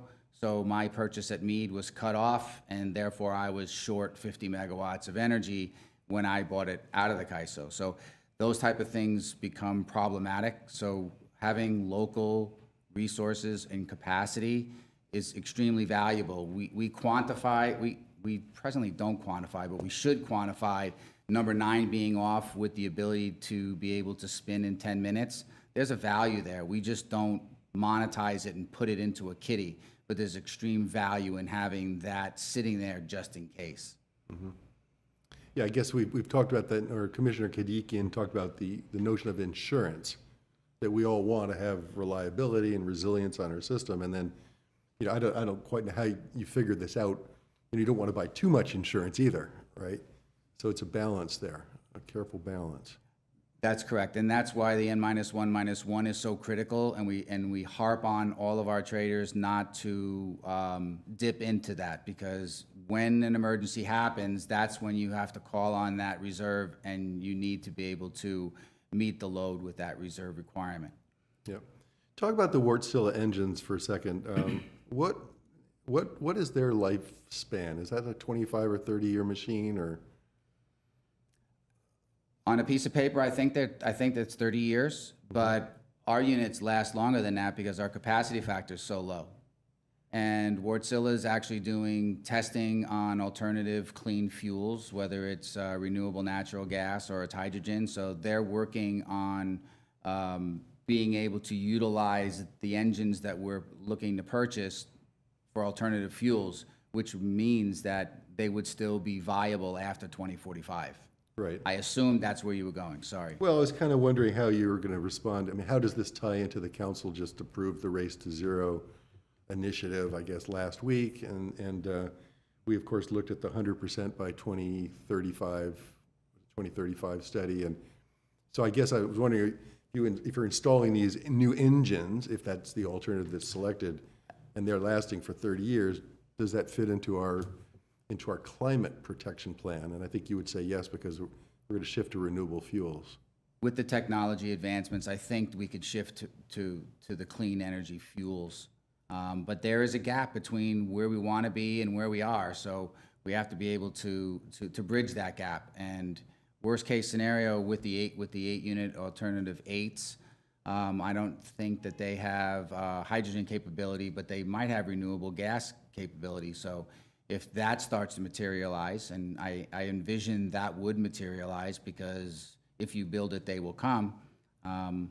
So between that and some transmission upgrades that, while we don't see any happening right now out of the basin, eventually it has to come. So I think these options are viable options for us to be consistent with our LA 100 or the Race to 100 pledge. Mm-hmm. And then what about the 15%, the new units with either one of those options or the alternatives? You said it'll only run about 15% of the time. Is that an AQMD rule, or is that just our own estimate, or? When we did the hourly load forecasts with the stochastic model runs, we anticipated about 15% to meet load. AQMD, when we permit, we're going to permit for more, because if something were to happen catastrophic to, say, the Pacific DC line or something where we needed to have that energy, we needed to have the capability through AQMD permitting to be able to run them as we need to in order for us to meet load. So we're looking at worst-case scenario. If the DC line were to go down for the whole summer, we wouldn't want to permit those units to only be used for 15% of the time, because we wouldn't be able to meet our load during the summer. So we permit at something much higher with the anticipation of only using it for about 15% of the time. And then what if our neighboring utilities call on that plant and we end up, I mean, is there a scenario in which it would run potentially even all the time, because we would be serving other loads in our balancing authority? That's an interesting question. Burbank helped us 3 weeks ago. Obviously, we paid them, but they helped us. If they were in trouble, I'm sure we would help them. That's what we do, especially in LA's balancing authority. But one of the arguments is, if your unit is on the margin and you can turn off a more polluting unit, you're helping the environment by a more efficient unit being on to meet load.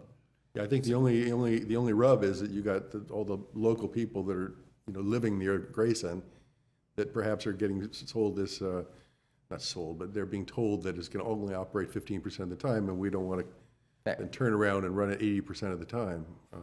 Fair enough, but if we're only running it 15% of the time, 85% of the time, we're getting energy from some other neighborhood. Right. Right. Well, hopefully we're getting renewable energy wheeled in Yes, sir. over the transmission lines. And so that's I see both sides of it, obviously, the regional value and then the local impact. I was working out in the Coachella Valley some years ago, and a plant was brought in or proposed and actually built. I think it's called the Sentinel plant out there. And it was just going to be a peaker. And everybody was pretty comfortable with that, because it was going to run about 10 or 15% of the time. And I think it's shifted into pretty much a base load plant now.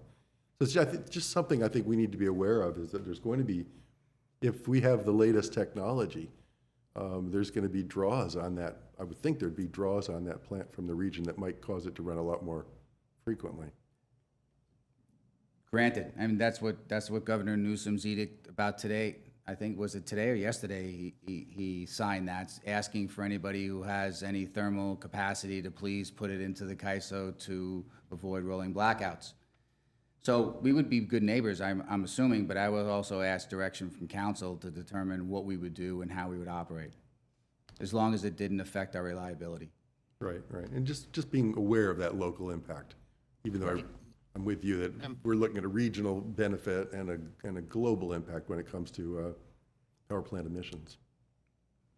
President Flanagan, with regards to the point that you indicated, when we approved the 2019 plan, at that point, we indicated that we wanted certain restrictions as to when those units could operate, and we also required, I believe, I'm going off of memory, reporting being done annually as to when it was operated and for how long, so that the public and, in general, individuals with regards to concern to the environment are aware. And truly, at the time when we approved those Wasilla engines, was with the idea that those are truly just an insurance backup when things fail. Now, I understand the 15% is something that they modeled and they may require it, but again, there was particular restrictions legally wise placed as to reporting requirements and conditions which would require either council approval or reporting. Thank you very much for that. It's a pleasure to be on the commission with two commissioners that have been here for some time and that have a terrific perspective. Are there any other questions or comments on this? I would just like to second Commissioner Kadikian's recollection and say that I do think it would be important for GWP, once in the future, once the plant is up and running, to check back and maybe during the first 18 months especially, give reports on how the plant is actually being used and the actual consumption of power from the engines as opposed to the turbines, as opposed to, what the projections were. I think that would be a very valuable exercise down the road. God willing, we're all here and, it happens when it should happen. And yeah, I think that would be good. In terms of next steps, if the FEIR goes to council in what, December? Is that the timeline we're thinking? I think it's November. November, sorry. Then if it's approved, what happens? What's the next step after that? We run straight go there right and there. tear that sucker down. That's what happens. Is that correct, Ms. Godinez? Well, I don't know that we'd run down that exact same day, but pretty quickly we'd be back at council getting approval for contracts well, first we would do the bonding. We need to do bond financing, and then we'd be back in the early part of next year with contracts for construction. There's going to be a separation of Unit 9 so that it can operate independently while the other ones are being demoed. And then the rest of the construction contracts will get started. And then if all goes well, what would be the best date for operations? Full operations? December 30th, Mark, can you answer that? 2023? Or we have Dave Tadiosian on the line, who's Last our day of project manager, 2023? who can probably best answer that. So the Tesla batteries would come on probably middle of 24, thereabouts, and the thermal generation would come on in the third quarter of 24. So do we have a gap there between the end of 2023 and when the Tesla comes on, the thermal generation comes on? Do we have like a 6 or 8 month gap? Is that? Well, it's longer than that. The gap, we would start demolition in first quarter of 22. So it's a year-long demolition process to get the site ready for construction. And then in 23, we start the construction process. And that construction process is at least an 18-month process. So how vulnerable are we as a utility then during this gap? And how do we communicate that to the public, or do we? I believe we're vulnerable. I think that we have to look to our neighbors to help with that gap, knowing that the region and the balancing authority is going to be stronger as a result of us doing what we needed to do. Because of the energy crisis of 2000, I don't like to talk too much about being in trouble, because once you're in trouble, that's a perfect opportunity to raise prices. So we'll be in conversation with our local utility partners to see how they can help us or what we can do in order to bridge the gap between demo and construction. We did have an agreement with LADWP, did we not, to import extra power during that period? That was the original Repower in 2018, and that's subsequently gone away. Ah. But at this point, we're not anticipating impacts to consumers in Glendale. We're hoping that you can lean on our neighboring utilities to take care of this gap. That's correct. I would not be looking to the residents of Glendale to help bridge that gap. Okay. Other questions or comments, Mr. Kadikian? Sarojini No. Lal? No? I do have two speakers on the phone. Get two speakers? I Very do. good. Ms. Kafayan, you're on the air. Thank you. Hello, President Flanagan and Commission members. My name is Elise Kalfayan. My comment is the City Council approved the 2019 IRP conditionally because they wanted to see a serious effort to explore ways to eliminate or minimize the need for new thermal capacity at Grayson. So here we are 2 years later, and GWP is still proposing the same amount of new gas capacity with no clean distributed energy projects added.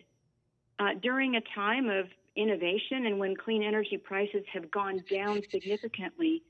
So we're up against a tight deadline with no new major energy sources already online that would reduce the need for these expensive units. The deadline we're facing represents a lack of planning and urgency with respect to clean energy and an unfortunate commitment to the status quo. And Commissioner Kadikian did not get a clear answer to one of his questions, which was, why has nothing changed? I'd like to see the Commission and City Council ask for another alternative. Thank you.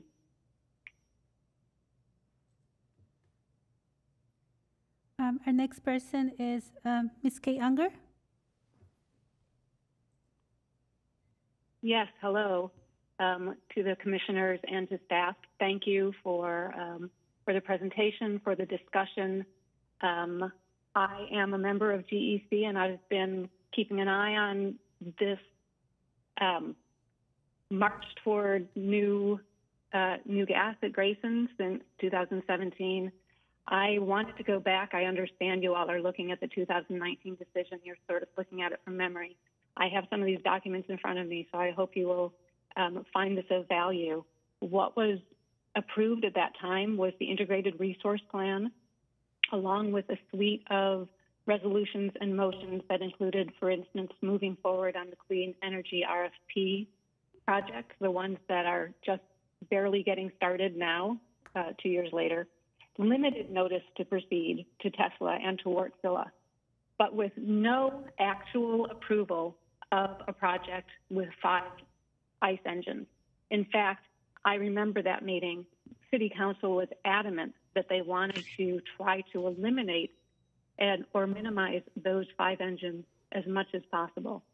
Also, it was 5 engines from the start. It wasn't 7. And it wasn't that Glendale Environmental Coalition wanted 5 instead of 7. We actually just wanted to see a genuine effort to avoid any of the new gas infrastructure.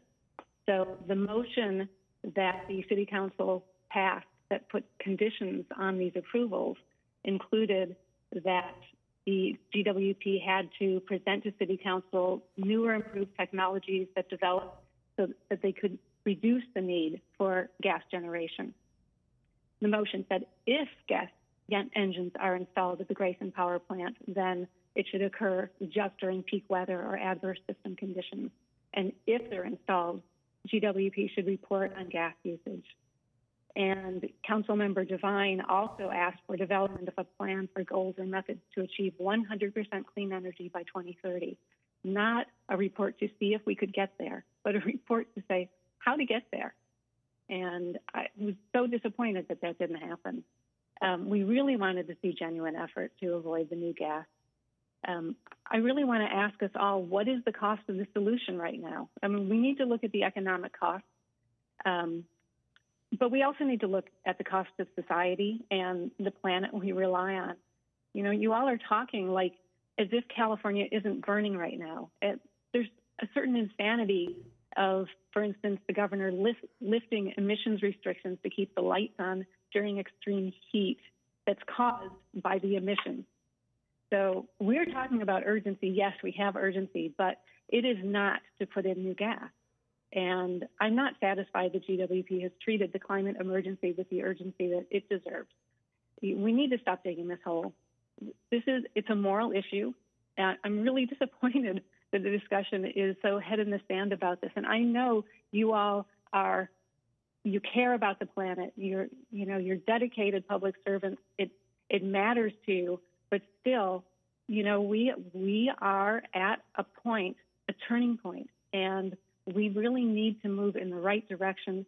And the fact that we're here saying, gosh, we don't have any more time is very frustrating, given the fact that we have not seen any real additions to the clean energy portfolio since the 2018 RFP. Why was there never another RFP for commercial solar, for instance?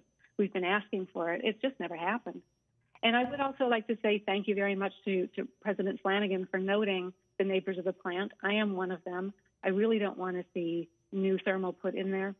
I don't want to see it burned for other people. I don't want to see it burn for us. I understand that there are reliability issues. I'm a realist. And if we had actually gotten to this point after a true searching investigation into alternatives, I would be talking to you right now in a completely different tone. I'm frustrated because of where we are, and I don't like feeling like my back is against the wall because of what has happened before. Okay, now we have to go from where we are. Let's move forward, but let's not just say this is the answer. They've given 2 alternatives. Is that really the best we can do? Let's keep pushing. Let's try to get to 100% by 2030. Let's try to be more. And thank you very much. I know I went on for a long time. I appreciate it. We do have one more caller. Mr. David Eisenberg, you're on the air. Hello, good afternoon, commissioners. My name is David Eisenberg. I'm also a member of the Glendale Environmental Coalition, and I'm calling because I actually want to say it's very hard to make a comment because you're presenting a draft environmental impact report, but we don't actually have the report. Nobody's had a chance to look at it. And so, we don't know if you have enough information about the pollution effects of either of these alternatives. We don't know if that's even going to be in the report, what the scope is for those types of issues.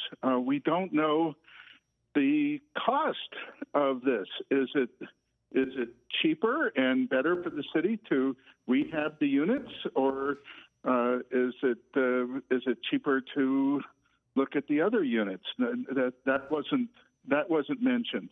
I also don't understand why the city cannot apply for the AQMD. We cannot apply for a waiver.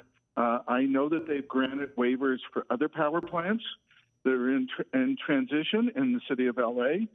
So I would assume that we could also ask for a waiver for an extension for a couple of years so we can implement better clean energy plans. That wasn't very well explained, and I'd like to hear an explanation during this meeting about why that can't be done. The timeline, because it isn't presented at this meeting, the extra 15 days sounds good, but by the time we actually see this report and hear a presentation about it, if it's not going to be until September and the report's going to be introduced this week or early next week, we're really only going to have 30 days to comment. So there needs to be an extended comment period. Even with the deadlines you're talking about for making a commitment to the AQMD, we don't need to make that commitment by January of 2022. It's December of 2022. So there's time to slow this process down and making sure we've looked at every possible alternative. So thank you. In light of those comments, pardon me, President Flanagan, for jumping the gun here if I did, is there any reason that once one of the alternatives is selected by City Council, the GWP could proceed with building an amended project? In other words, how much does the approved project within the envelope that is selected by the City Council, how much does that lock us down? How much does it limit GWP's ability to make different choices once it's time to actually build? Because again, we have these very extended time periods. It's been since 2015, since this process started, 2016. Now we're into 2021. By the time construction starts, we're looking at 2023. Technologies are advancing at an exponential rate in the meantime. Between the time that we started the EIR process and the time that we were evaluating the draft EIR, tremendous changes occurred in battery technology that made battery technology the best choice moving forward to power the Repower. Do you understand the question that I'm asking? So- If we decided to, for instance, use a different fuel for one of these Wärtsilä engines, or if we decided to swap out one of the engines for additional battery storage, do we have the ability? Does GWP have the ability to do that? Commissioner Law, we'd have to look at what the amendment was and what the potential environmental impacts are. And if it's something that is significant, we may have to recirculate, or we may have to do an addendum or amendment to the EIR. But approving the EIR doesn't lock us in to proceeding with the project. That's approval of the environmental document. So the council also has to approve what project it wants to proceed with. And so there might be something that has like a lesser environmental impact that could fall within that. If they substantially revise what the project is, then of course that's something that has to be weighed in anew under CEQA. But, so it really would depend what it is. We'd have to look at it. Right. I mean, I guess, the most significant impact from this project is emissions, correct? Well, I don't know if it's the most, it's certainly a impact, yes. That's been Maybe evaluated. visual impact from smokestacks? What are the most significant impacts of the proposed project? Cost. Right, but Cost is that's not certainly a something you have to significant impact. mitigate. No. I'm talking about impacts that you have to actually mitigate for. Well, for example, we now are considering the boiler building a discretionary historic resource. So you need to do mitigation for that. Right, Right. right, but that doesn't change if the project changes. That's unlikely to change if It's the project unlikely to change. changes. I'm talking about if you swap out a GHG producing, item on the list for something which does not produce greenhouse gas emissions, do you have to recirculate the EIR? Because the impacts of the project have decreased, have they not? They have decreased. Right. So that wouldn't trigger a recirculation? I wouldn't think Or so. a re-permitting process? Permitting, I can't speak to, but I doubt it. I don't know on the AQMD front, but from an environmental impact standpoint, you'd have a lesser environmental impact, Right. certainly. So you can build less, but you can't build more within the envelope of the EIR. Right. I'm just, what is going to change? I hear where you're going. I like where you're going, to get some flexibility. What is going to change between now and then, you think? Do we have more analysis of other options, or what do you think? You tell me. I mean, are we going? I mean, are we would the city directing staff to consider go back in- and look at more options? or- Yeah, would GWP consider to be looking at I mean, I'm assuming that GWP is continually evaluating new technologies, updates to evolving technologies to see what the best technology is to use at any given time. That's what happened during the initial phase of the EIR, right? We started with, gigantic comedy-sized gas plant that wasn't going to be built. And then we went to a project that incorporated what at the time was like a historic amount of battery storage as part of the project. And that technology was evolving as this process was moving forward. So I'm assuming that you're going to continue to evaluate new technology and evolving technologies as you move toward construction, yes? Or am I being too hopeful? I think the hardware isn't go down to Home Depot and purchase a Wärtsilä engine and bring it over and install it. They have to build the components, so there's a long lead time for these items. So we wouldn't even start a demolition process until we have a commitment on what we're gonna replace. We wouldn't tear down a power plant and just say, well, we'll figure it out next year. Okay. I So think when that you would tear not the- be wise for us. Right, so when we start demolition, when we go down with our wrenches and our hard hats, you know exactly what's going to be there in 2 years' time, 2.5 years' time. That's correct. Regardless of the fact that the battery prices might drop precipitously Yeah, in oh, that right, period. I think that's where you're leading to. With regard to batteries, we actually did a survey, and Tesla also did a model run, and they indicated what the maximum size battery is with the maximum amount of transmission. And we were in agreement that 75 to just slightly higher on best case scenario would be the largest battery that you could put here while maintaining load using transmission and having the transmission charge the battery.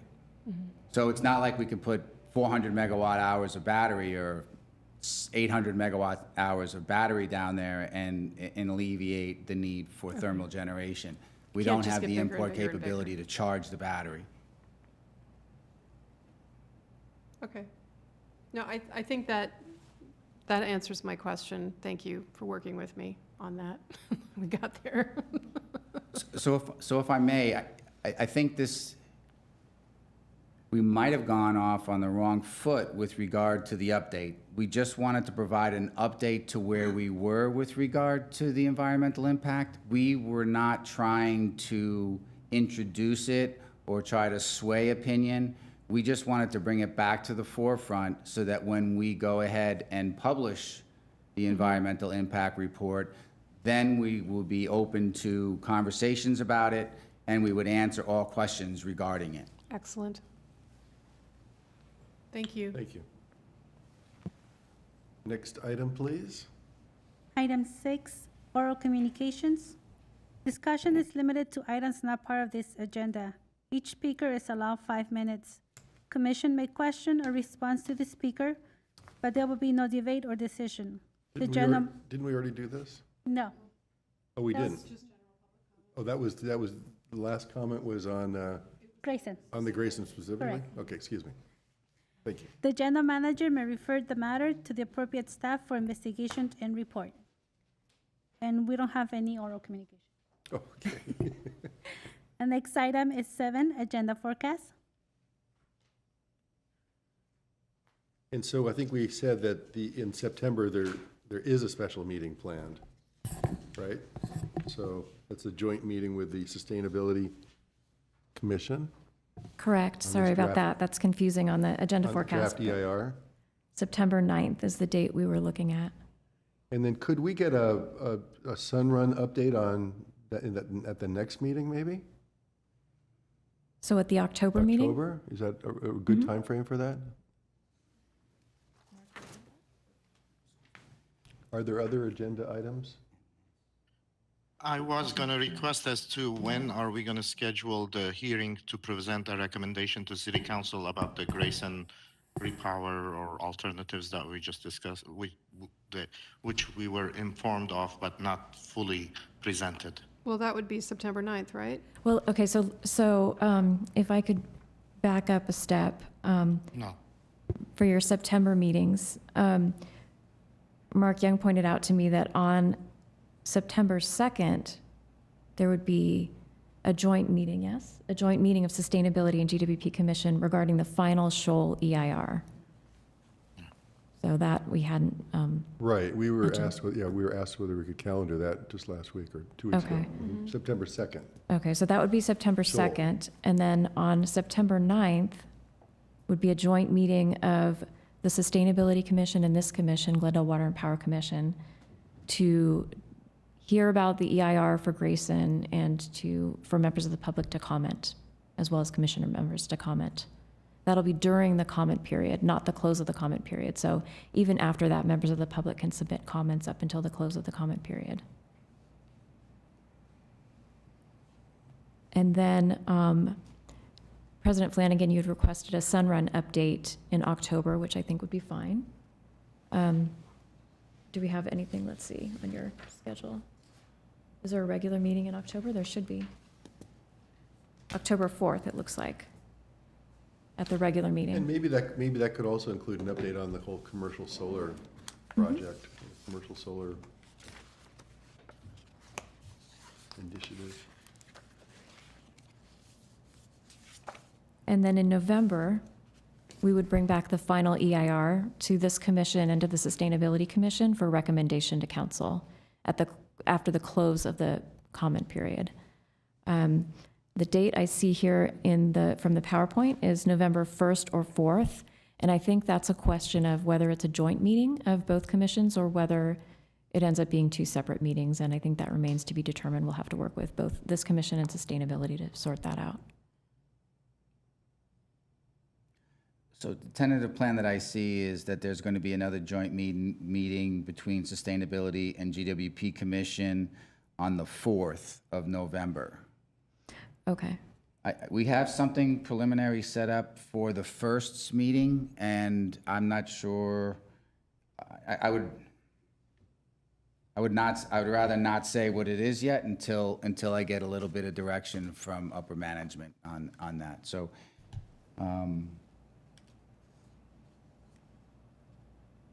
So in other words, the first would be your regular meeting that you have anyway on the first Monday of the month, and then I guess later that week would be the joint meeting of the two commissions with regard to the Grayson final EIR. And Commissioner Kadigian, I take it that's when we would be discussing our recommendation, right? At a joint Okay. November 4th? Correct. Well, we could make, I mean, we're making recommendations twice, correct? We can make a recommendation on the draft, can't we? Yeah, that would be a comment would period. be So a that would be comment. comments. Absolutely, you can comment on it. Mm-hmm. And, sorry, when does the DEIR comment period close? So it's going to be a 60-day comment period. Again, we were looking to release it today, but that didn't happen. So the comment period would close end of. So like the 3rd of October? Mm-hmm. And then GWP is estimating that they could respond to all comments within 30 days? That's our hope. All We right. really are going to have to see what we get in terms of comments, but obviously we'll take the time that we need to respond to comments thoroughly. Okay, that's aggressive, but we'll see how it goes. Mm-hmm.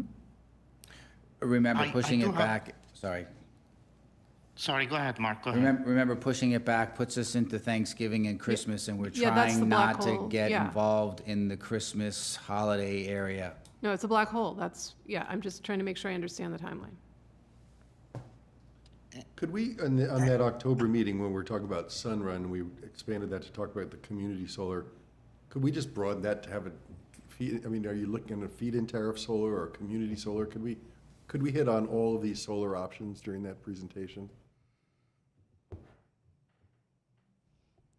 I mean, I'm looking at Mark Young. I don't see why not. I think we can talk about, solar more broadly, and that would be fine. Okay, thank you. I did have a question with regards to joint meetings. I do recall we had set up one joint meeting. We got notice, I think it was with regards to the Shoal Canyon project, if I'm correct.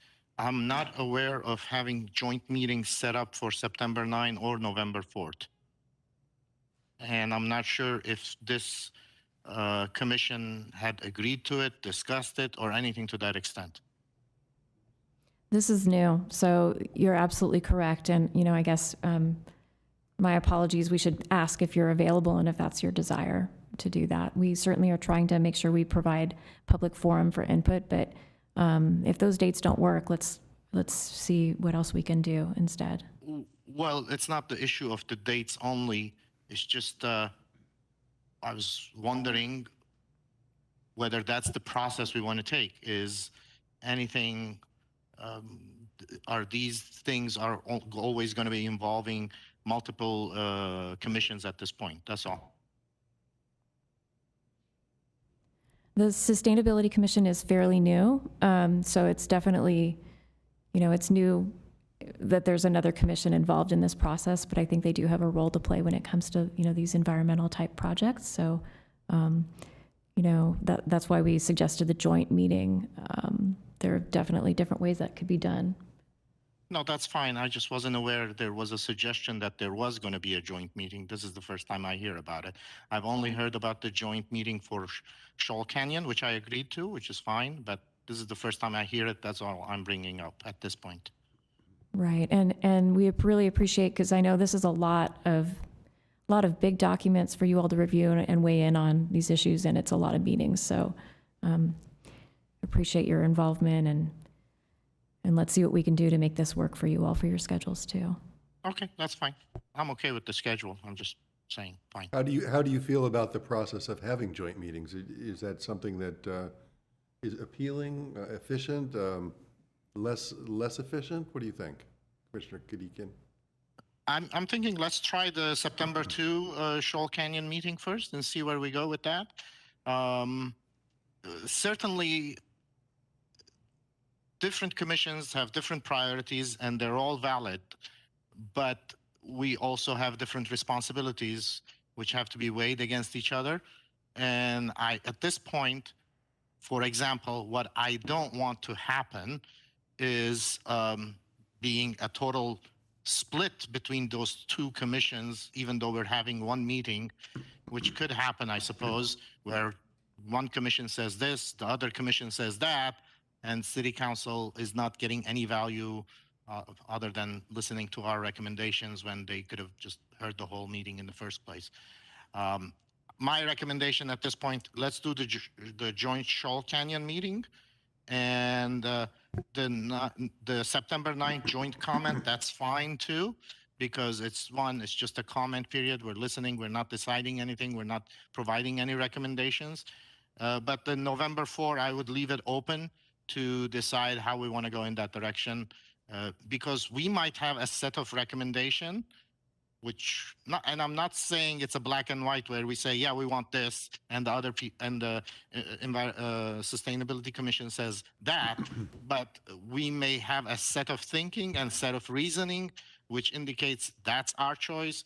The other commission may have another set of thinking and reasoning, which indicates that's their choice, and that's fine, but it's more coherent to present these to city council separately, independently, so that city council may decide as to what they want to take, instead of us duking it in between us if we disagree between each other, and not providing any kind of recommendation, and leaving city council on its own to try to sort this out, which would defeat the purpose of the different commissions we are here, which are to provide suggestions and lighten the load to a certain extent from city council, because they certainly have a lot to deal with as well.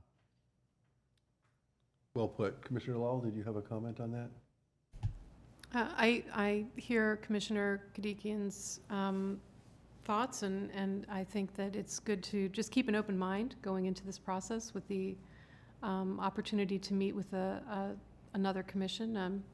So let's see how it goes next month and then take it from there. Fair enough. President Flanagan, commission members, it's my fault. I put the cart before the horse. I'm just trying to coordinate things. I should have actually reached out to check to make sure that those dates were good with everybody before I actually before I said anything on TV. Sorry. We'll think of the appropriate punishment. Not an issue. Good stuff. Shall we move to the next agenda item? The next item is adjournment. Do we have a motion to adjourn? I so move. Second? I second. Thank you all for a great meeting. Thank Good you. night. Bye-bye.